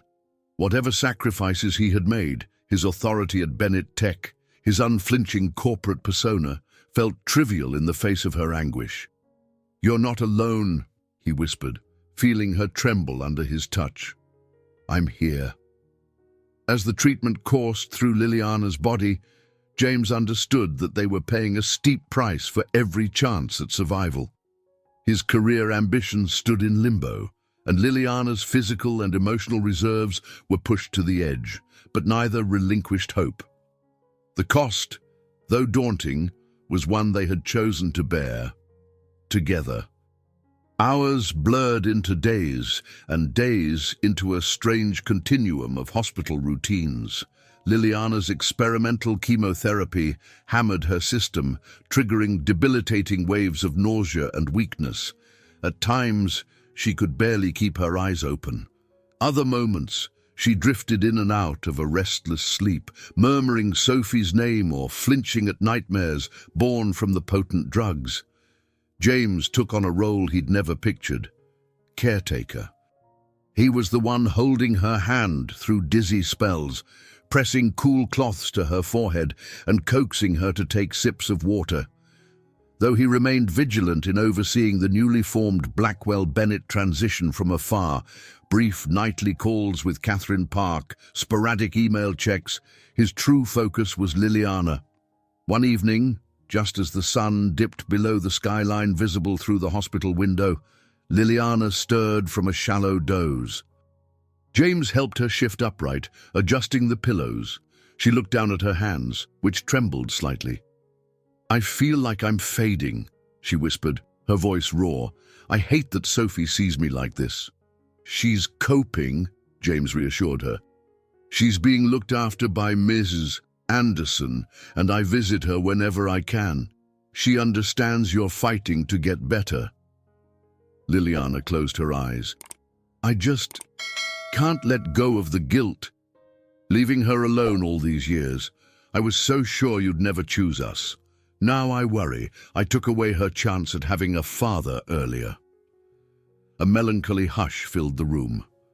James placed a careful hand over hers, feeling her fragile bones beneath the skin. "I wasn't ready then," he admitted, voice hushed. "You and Sophie deserved better than the man I used to be." Her eyes fluttered open, locking onto his. "But maybe I should have given you the choice." The unspoken regrets lingered between them, a testament to years lost to pride and misunderstandings. Yet beneath the sorrow, James sensed a new closeness forming.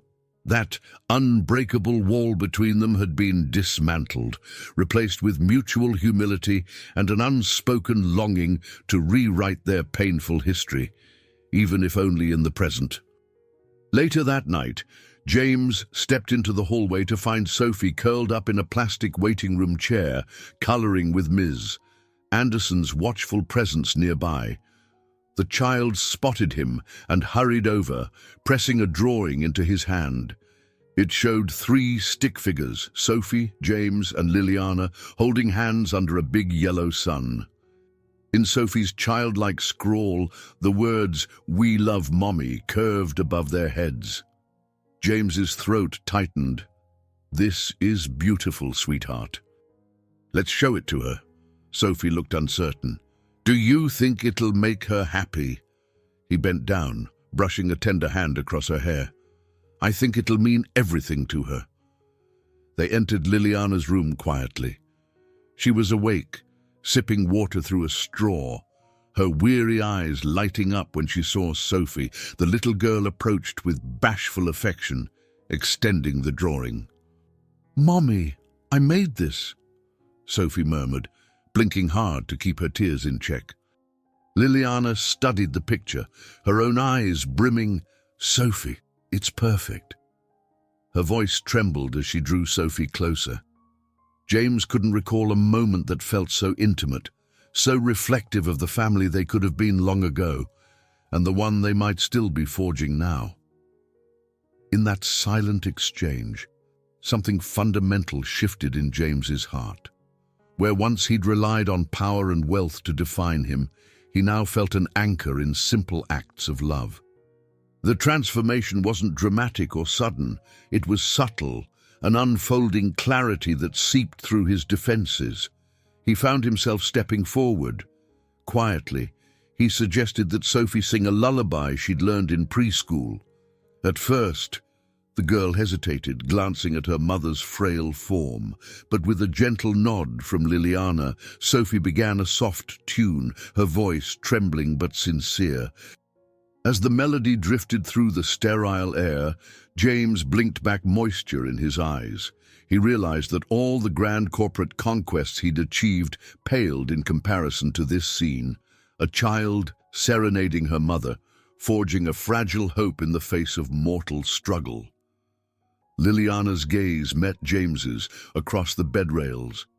Though pain etched her features, a glimmer of peace radiated in her eyes, an unspoken acknowledgement that this closeness, this unity, was healing them in ways medicine alone could not. In that moment, James discovered a new depth to love. Love that could thrive in hospital hallways, blossoming even amid exhaustion and fear. And in embracing that love, he felt his own transformation solidify, piece by piece. His empire might shift in uncertain ways, but the empire of his heart was quietly, powerfully expanding. Late one afternoon, Dr. Nguyen requested a private meeting with James, citing important updates on Liliana's prognosis. James's pulse quickened as he followed her down a corridor and into a small consultation room. Rows of medical charts lined the walls, and a faint hum came from the overhead lighting. Dr. Nguyen tapped the top file. "We've run some additional tests. The experimental regimen has had mixed results so far.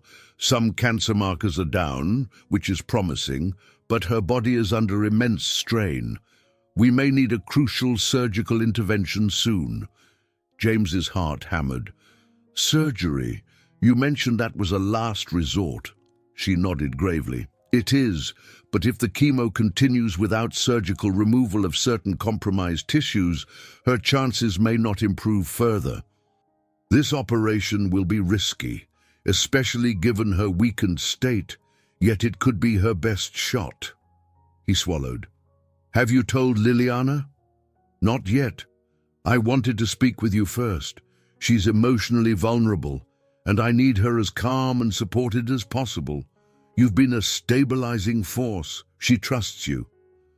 In that moment, James felt the familiar sense of responsibility clamp down on him, but in a context that dwarfed any corporate crisis. "I'll talk to her," he said solemnly. "We'll figure it out together." Returning to Liliana's room, James found her propped up on pillows, absently scrolling through pictures on her phone. Photos of Sophie as a toddler, covered in finger paint. She glanced up, noticing his worried expression. "Bad news?" James settled in the chair beside her. "It's more of a crossroads than bad news. Dr. Nguyen says your tumor markers are responding to the chemo in some ways, but there's a possibility you'll need surgery. A big one." Liliana's eyes flickered with anxiety. "Surgery? I thought we were hoping the chemo alone could do it." "That was the hope," James conceded, "but if removing the affected tissue gives you a better chance, maybe we should consider it." He hesitated, voice growing thick. "But it comes with risks, Lil." She stared at her hands, silent for several moments. "I'm so tired," she confessed eventually, her voice barely above a whisper. "Tired of fighting, tired of hurting. But if there's a chance—" James caught her trembling hand, lacing his fingers through hers. "I'll be here. Whatever it takes, I'll be right here." The days that followed turned into a flurry of preparations. Dr. Nguyen organized a surgical team, scheduling Liliana for a thorough pre-op evaluation. James coordinated everything outside the hospital. He placed Mrs. Anderson on standby to watch Sophie around the clock, ensured Marcia would remain at Liliana's side, and delegated further corporate duties to Catherine and the board. Andrew showed up with new legal documents, an updated healthcare power of attorney that gave James clear authority to make critical decisions if Liliana was incapacitated during the operation. James signed them solemnly, each stroke of the pen a reminder of how fragile life could be. The night before the surgery, Liliana's nerves flared. She lay in bed, IV lines snaking around her arms, while James massaged her shoulders in gentle, circular motions. "I'm sorry," she said suddenly, voice choking with emotion. He paused. "What do you mean?" Her eyes glistened. "For everything that happened before, how we drifted apart, how I took Sophie away. I never intended to hurt you so deeply. I was angry, and I thought you didn't care, but you did in your own way, even if it wasn't the way I needed." James felt tears threaten at the corners of his eyes. "I was too consumed by work. I should have shown you I cared. Maybe we could have avoided so much pain." She reached up, brushing her palm against his cheek, where stubble hinted at sleepless nights. "We can't change the past, but maybe we can shape what comes next."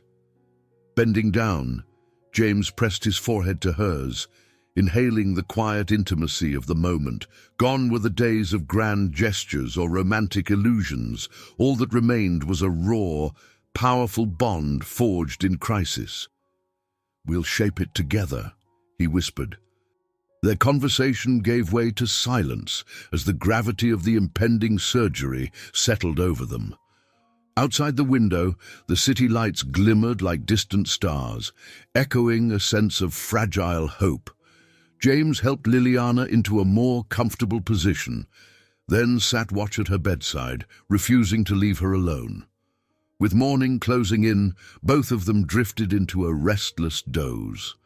Tomorrow's operation loomed as the final test of their resilience, the supreme ordeal that would either break them or grant them a fighting chance at a future they'd only dared to imagine in quiet moments. And James, for all his worldly success, found that he had never been more terrified or more ready to protect the woman he loved. Dawn arrived in a pale wash of light that crept through the hospital windows. Nurses began their rounds, adjusting IV drips and distributing medication trays. Liliana's surgery was scheduled for mid-morning, and a heavy hush settled over her room. Sophie was with Ms. Anderson down the hall, coloring another picture as she waited.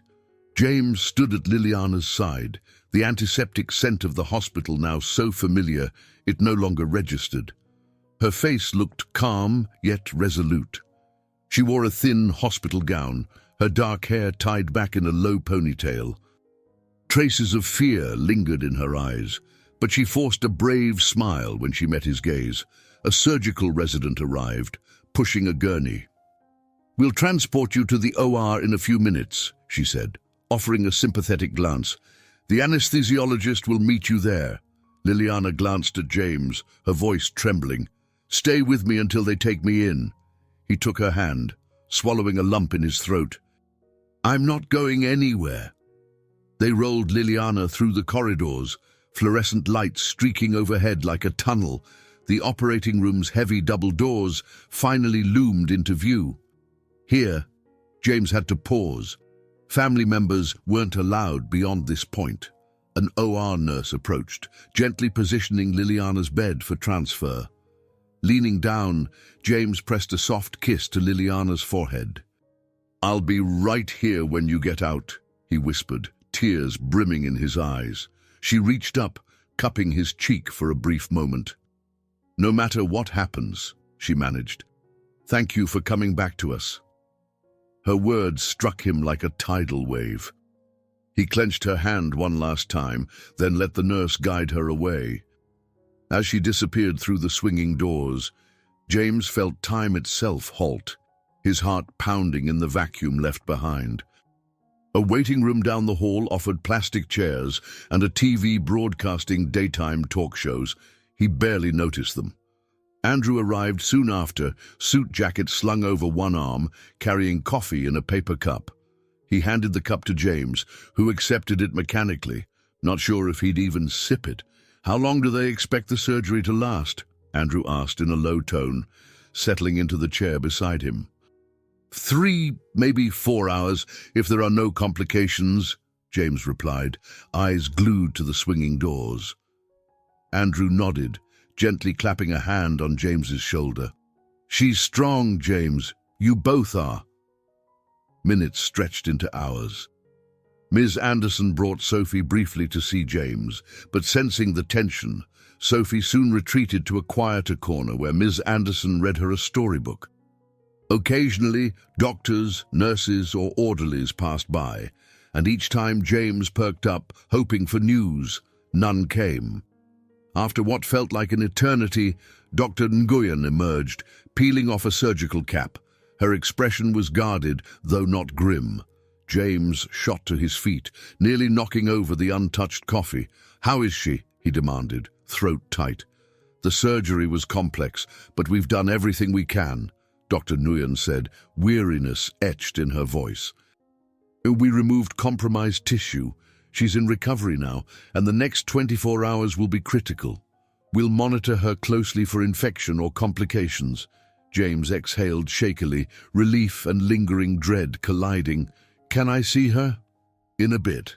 She'll be groggy, one visitor at a time." Andrew patted James's back. "You go. I'll keep Sophie occupied." Moments later, James stepped into the post-op room. Machines beeped softly, a respirator hissed, and Liliana lay still, pale against the white sheets. An IV in her arm dripped pain medication, and a nurse hovered, checking her vitals. She looked so small, so vulnerable. James edged closer, carefully brushing a hand across her forehead. "Lil," he breathed, voice trembling. Her eyelids flickered, then opened a sliver. She seemed disoriented, but a flicker of recognition crossed her face when she saw him. "Hey," he whispered, relief making his eyes sting.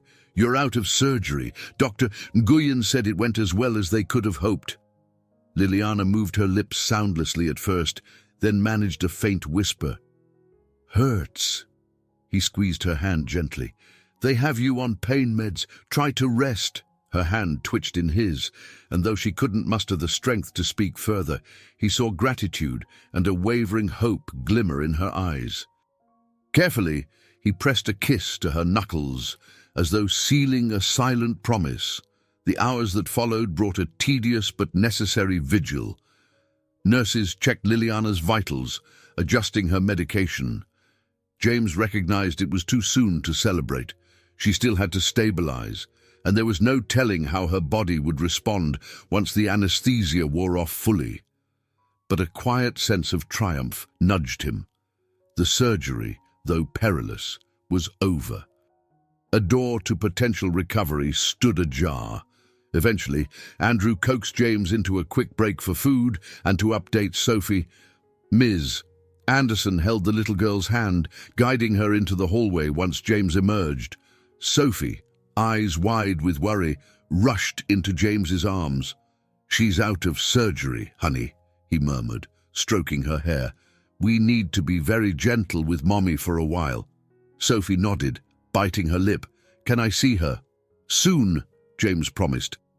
"She's very sleepy right now." Looking into Sophie's hopeful eyes, James felt an overwhelming surge of gratitude. Against all odds, against the demands of corporate deals, the ravages of cancer, and their own flawed history, this small family had made it to the cusp of a second chance. The reward wasn't measured in contracts or market shares. It was this: Liliana fighting for life, Sophie awaiting her mother's return, and James discovering that real success meant choosing love over ambition. Standing there, in a hospital hallway that smelled of disinfectant and faint hope, James realized the unstoppable tycoon he'd been was gone. In his place was a man willing to sacrifice power for the people who mattered most. And as he held Sophie close, waiting for Liliana to awaken fully, he knew that was a trade he would make every time. The days following Liliana's surgery felt delicate yet filled with cautious optimism. Outside her hospital window, spring hinted at its arrival, trees budding with fresh leaves, the sun lingering a bit longer each evening. For James, however, life seemed to move in slow motion as he watched over Liliana's recovery. She remained in the post-operative wing, connected to monitors that beeped quietly, each sound a tether to hope. One morning, Dr. Nguyen checked Liliana's vitals and frowned thoughtfully. "Her numbers are improving, but the next week is critical. We need to see how her body responds to the surgery in tandem with the experimental chemotherapy." She glanced at James. "Encourage her to move a little. eat small portions, and keep her spirits up. A positive mindset can help more than you think, James nodded, absorbing each instruction as though it were a precious directive. The man who once wielded power in corporate boardrooms now found himself happily following a doctor's orders if it meant giving Liliana a stronger chance. As Dr. Nguyen left, James turned to Liliana, who rested against her pillows with a tired but determined expression.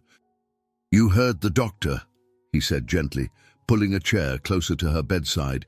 "Let's see if we can get you up on your feet for a minute or two." Liliana's face scrunched in discomfort.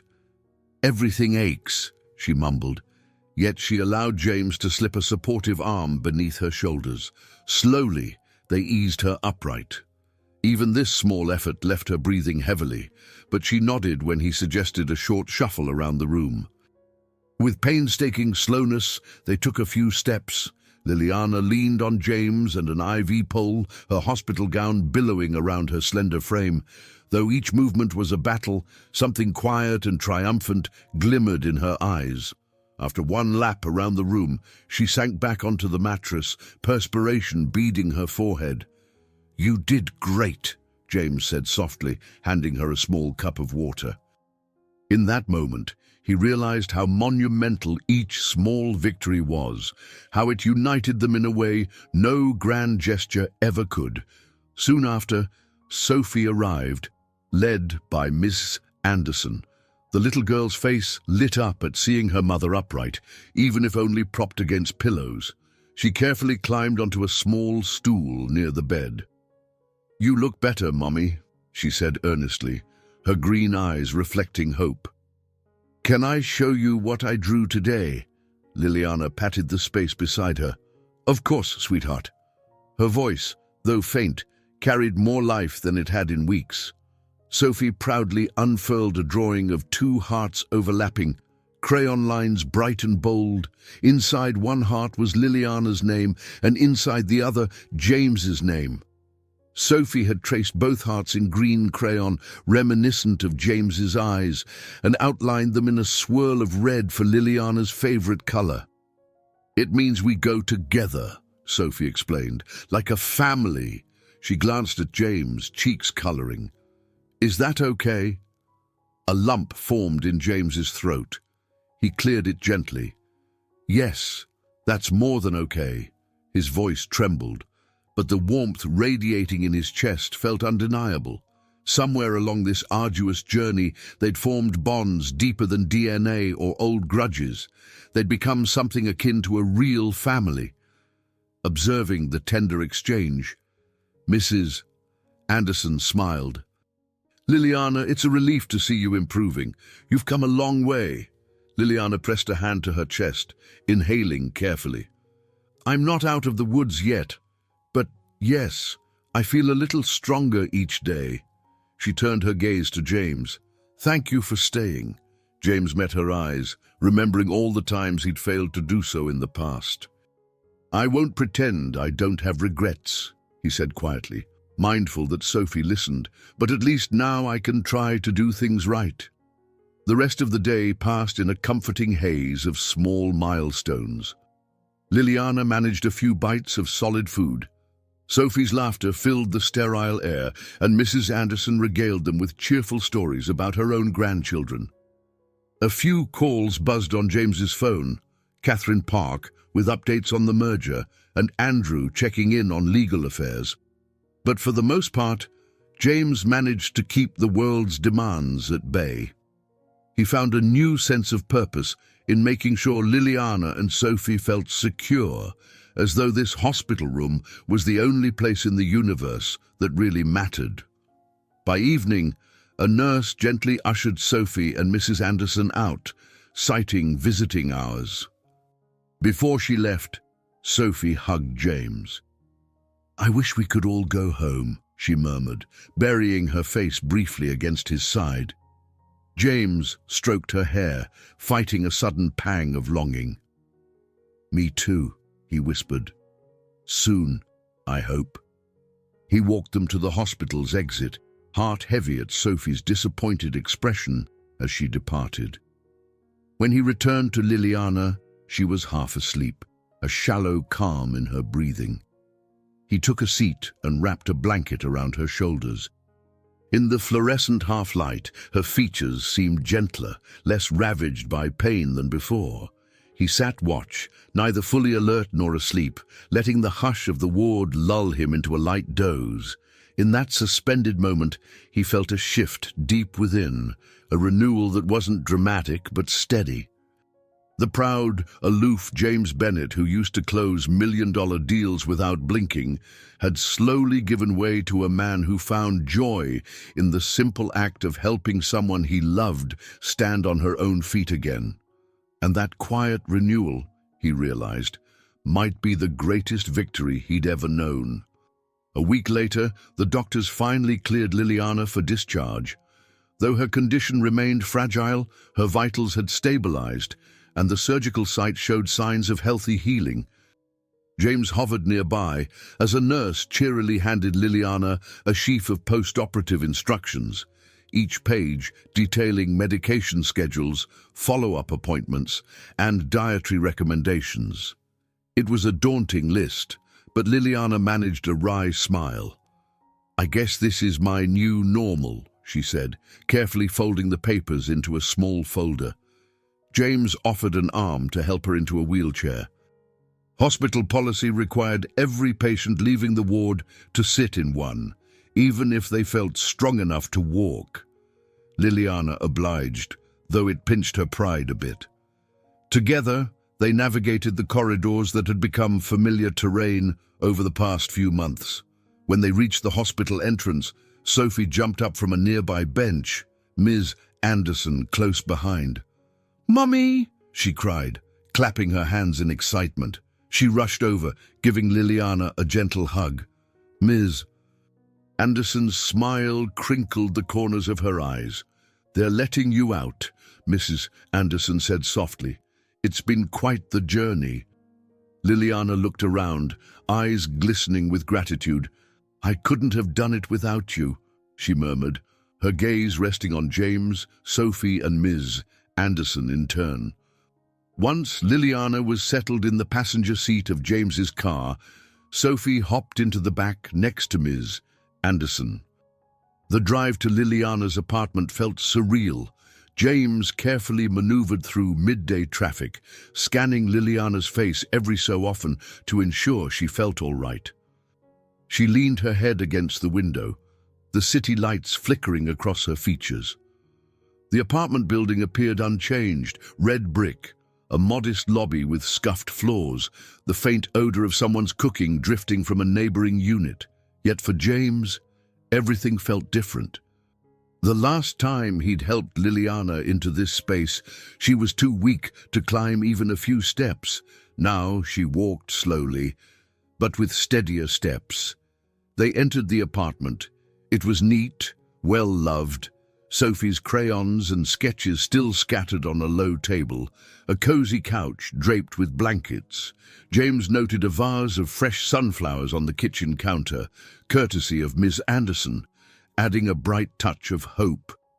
Liliana paused in the doorway, taking it all in, tears slipping down her cheeks. "I almost didn't think I'd see this place again," she whispered. "It feels unreal." Sophie tugged at her mother's hand. "You're here, Mommy, and that's what matters." Her voice held a surprising steadiness, as though she'd grown older through this ordeal. James helped Liliana onto the couch while Ms. Anderson quietly excused herself, giving a pat to Sophie's shoulder before leaving. Silence settled as mother and daughter simply savored the relief of being home. James walked into the kitchen, rummaging through cupboards. He wanted to make something simple, maybe a light soup or tea to ease Liliana's transition back to normal food. He found a box of herbal tea, putting water on to boil. Moments later, Liliana's soft voice drifted in from the living room. "James? Could you come here?" He poked his head around the corner, noticing Sophie in Liliana's lap, her little arms curled around her mother in a gentle embrace. "What do you need?" he asked gently. Liliana gave a faint smile. "Just you," she said, nodding for him to join them on the couch. As soon as he sat, Sophie shifted so that all three formed a small circle, arms touching, hearts aligned in a quiet tableau of closeness. They stayed like that for a while, no words needed. Eventually, Sophie wriggled free, bounding over to her coloring materials. James cleared his throat, glancing at Liliana. "How are you really feeling?" "Exhausted, but thankful," she replied, brushing her hair back with a shaky hand. There's so much to figure out. We've spent weeks in crisis mode, but now, I guess we just take it day by day." A ghost of a smile tugged at James's lips. "That seems to be our new motto." She studied him, eyes full of quiet contemplation. "What about your company? The partnership with Blackwell? You can't ignore it forever." He exhaled, recalling the pressure cooker environment he'd left behind. "I'll address it, but Catherine Park and Andrew are handling the operational load. We have a shareholder conference soon. I'll attend, but not until I know you're stable." Liliana reached for his hand, giving it a small squeeze. "I appreciate everything you've sacrificed, but I want you to find a balance. Be the man who cares for his family without losing what he's worked for. That's possible, James." He felt an unexpected warmth at her words. "I'm still learning what that balance looks like, but I'm determined to try." In the kitchen, the kettle whistled, an everyday reminder that life could still be normal in small ways. As James rose to pour the tea, he glanced back at Liliana and Sophie, heart swelling with gratitude. In this changed world, he realized, their presence and well-being were his greatest measures of success. And for the first time, the concept of coming home felt profoundly real. A few days later, James prepared to face the board of directors at Bennett Tech Solutions. The meeting would take place in a hybrid format, a handful of board members in the Manhattan headquarters, others dialing in via video conference. The lingering question, could James Bennett fully resume leadership, and on what terms, given his ongoing personal responsibilities? Before leaving Liliana's apartment, he checked on her. She rested on the couch, a plush throw over her legs, thumbing through an art book she'd once loved. Though her posture still conveyed fatigue, a new spark glowed in her eyes, like an ember fighting to reignite. Sophie was in preschool, providing a lull in the day's routine. "Sure you'll be okay while I'm gone?" James asked, adjusting his jacket collar. Liliana gave him a soft smile. "I'll be fine. Mrs. Anderson will drop by later, and I've got everything I need here." She lifted the art book. "Maybe I'll even try some light sketching, if I feel up to it." The simple promise of creativity made James's chest tighten with emotion. He bent to kiss her cheek. "That sounds perfect." The drive to Bennett Tech Solutions felt oddly nostalgic. The sleek, mirrored high-rise towered against the city skyline, a testament to James's once unwavering pursuit of success. He stepped through the gleaming lobby, old routines flickering in his mind. Yet as he rode the elevator up, he sensed he wasn't the same man who'd strode these halls months ago. Andrew greeted him at the entrance to the boardroom, wearing a rare grin. "Good to see you back," he said, adjusting his tie. "Though I know your heart's still with Liliana and Sophie." James offered a small nod, bracing himself. "Let's get this done." Inside, familiar faces turned to regard him. Catherine Park, a couple of newer board members, and a screen displaying the remote participants. Catherine welcomed James to the table. "Mr. Bennett, I'm glad you could join us. We've prepared a comprehensive overview of the merger's status and your potential role moving forward." Though the conversation began in stiff, formal tones, James noticed subtle shifts among the board. Their questions acknowledged his personal struggles not with critique, but with a tempered respect. Catherine laid out slides showing growth projections, integration steps, and how the new entity, Blackwell Bennett, needed strong leadership. In the final slide, she turned to James. "We propose a co-leadership model," she said. "You, along with me or another appointed executive, to share responsibilities. We recognize your need for flexibility at this time." James leaned forward, elbows on the table. "And this arrangement, would it limit my authority?" Catherine pressed her lips together. "It would modify your responsibilities in the short term. You'd focus on strategic vision and high-level negotiations, while day-to-day operations would remain with a CEO proxy. This helps maintain company stability and gives you space to address personal needs." He glanced at Andrew, who offered a subtle nod of reassurance. James took a moment to weigh the proposal. Not long ago, the mere suggestion of sharing power would have stung his ego, but now, after nearly losing Liliana and discovering the importance of being present for Sophie, everything had changed. "I accept," James finally said, voice steady. "For the time being, co-leadership is the right path. I can't commit to the old schedule, and I won't sacrifice my family's well-being just to keep full control. If this is a workable solution, I'm in." Catherine exhaled as if she'd been holding her breath. Relief flickered across several faces. "Then let's finalize the details over the next few weeks." The rest of the meeting flowed more easily, with questions about timelines, synergy targets, and investor communications. James contributed with measured input, bridging his knowledge of the company's culture with a new willingness to trust others. When the final agenda point wrapped, the board members logged off or stepped out, leaving James and Andrew alone. Andrew placed a hand on James's shoulder. "That was a solid move. By compromising, you're showing true leadership." James's gaze fell to the polished conference table. "I used to think leadership meant having the loudest voice, the final say. But I see now it can also mean enabling others, trusting them." Andrew smiled. "Then maybe your personal journey has become the company's gain." As James stepped back into the hallway, memories rushed him. The late nights spent finalizing mergers, the tense phone calls with Liliana before their divorce, the searing ambition that once consumed him.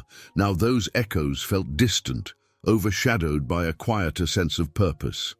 He no longer chased success merely for its own sake. Instead, he sought it as a means to support and protect the people he loved. Later that afternoon, he returned to Liliana's apartment. She still lay curled on the couch, but this time a sketchpad rested on her lap, faint charcoal lines depicting blossoming flowers. James's heart lightened at the sight. "Welcome home," she said, glancing up with a gentle smile. He bent to kiss her forehead, setting aside his briefcase. "I'm thinking about the future," he murmured. "Our future. I do want to move step by step, but I can see it. A life where we're together, even if it's different from what we once imagined." Liliana's eyes glistened. "I'd like that, more than anything." In the hush that followed, the warmth of a new beginning enveloped them both. Outside, afternoon sunlight streamed through the window, illuminating Liliana's half-finished drawing. In that glowing beam, James saw the promise of a life where family and fulfillment could coexist, shaped by shared wisdom and a commitment to love. 2 months later, Liliana felt strong enough to step outside for a gentle stroll. James accompanied her, carrying a small bag with bottled water and a sweater just in case. Sophie skipped ahead, her laughter ringing across the sidewalk as they made their way to a neighborhood park near Prospect Park. The weather was mild, the sky a brilliant blue, and fresh buds dotted the trees, as if signaling a collective sigh of relief after a long winter. Though Liliana had lost weight and moved at a slower pace, color had returned to her cheeks. Her smile was no longer weighed down by constant pain. Each step felt like a milestone in her recovery, a testament to the battles she'd endured. James, close by her side, found himself watching her every move, not out of anxiety, but admiration. She was a survivor, an artist of both paint and perseverance. At the park's entrance, Sophie pointed to an old-fashioned carousel in the distance. "Can we ride it, please?" she begged, eyes bright with excitement. Liliana exchanged a look with James. "I'd like to watch you two from a bench," she said softly. "I'm not quite up for spinning around just yet." James took Sophie's hand. "Let's do it. Mom can cheer us on." They rode side by side, Sophie gripping a carved wooden horse, James choosing the one behind her. As the carousel turned to a whimsical tune, James found himself grinning, the moment pure and unburdened. Sophie's laughter echoed, reminding him how precious these everyday joys had become. With every revolution, he felt a weight lift, replaced by gratitude that this child, once unknown to him, was now woven into his world. Afterward, they returned to Liliana, who sat on a green-painted bench. Soft sunbeams caught in her hair, giving it a warm sheen.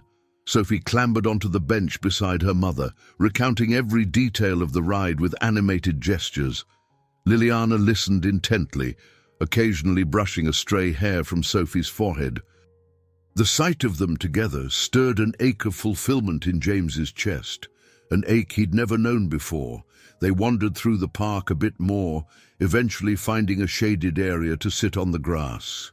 Ms. Anderson appeared. She'd promised to meet them, carrying a small picnic basket with sandwiches and fruit.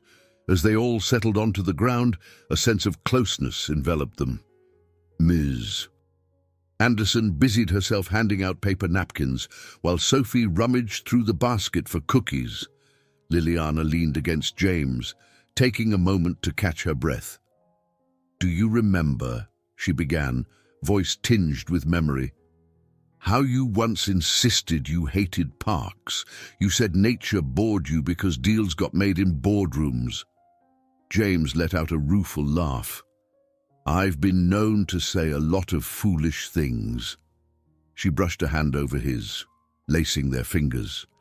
"Well, it turns out real life and real happiness happens in places like this, with people who matter." She looked at Sophie, who was giggling over Miss Anderson's teasing remarks, and then back at James. "I'm just glad we found our way here." A gentle breeze stirred the budding leaves overhead. James found himself thinking back to all the moments that led them here. The heartbreaking day he learned of Sophie's existence, the hospital vigils, the merger crisis, and the quiet revelations that shaped his soul. The man who once measured success only by corporate achievements now realized how limiting that yardstick had been. Sophie bounded over, offering Liliana a cookie with a flourish. "It has chocolate chips," she announced proudly. "That's good for you, right?" She looked uncertain, recalling her mother's many dietary restrictions. Liliana chuckled, nodding. "In moderation, chocolate is one of life's greatest pleasures." Relieved, Sophie handed one to James as well. He took a bite, savoring the sweetness. "Thank you," he murmured, tousling Sophie's hair. "This is exactly what I need." In that simple exchange, James recognized how far they'd come and how each day remained a triumph over past regrets and old fears. Reaching out to Ms. Anderson, he gave her a grateful smile. "I'm not sure we'll ever repay your kindness." She waved a dismissive hand.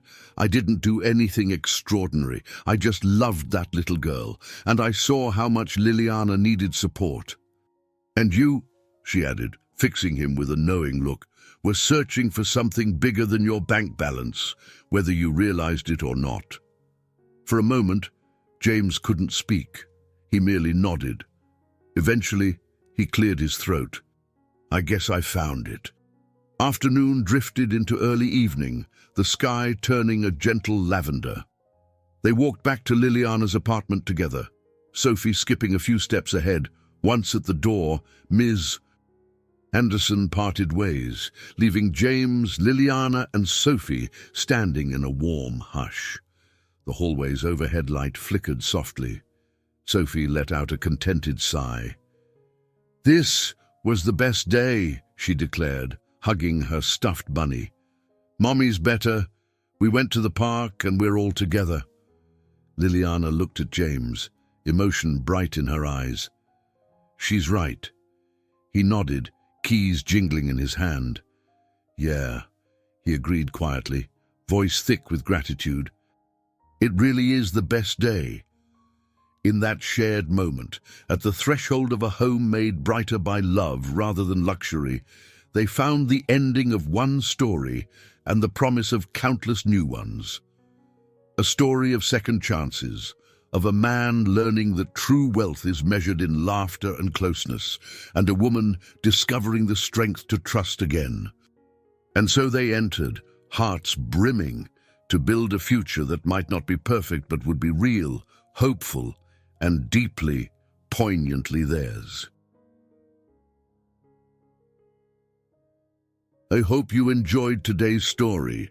Subscribe to the channel so you don't miss more stories like this. Leave a like and comment below what you thought of the story. See you in the next video.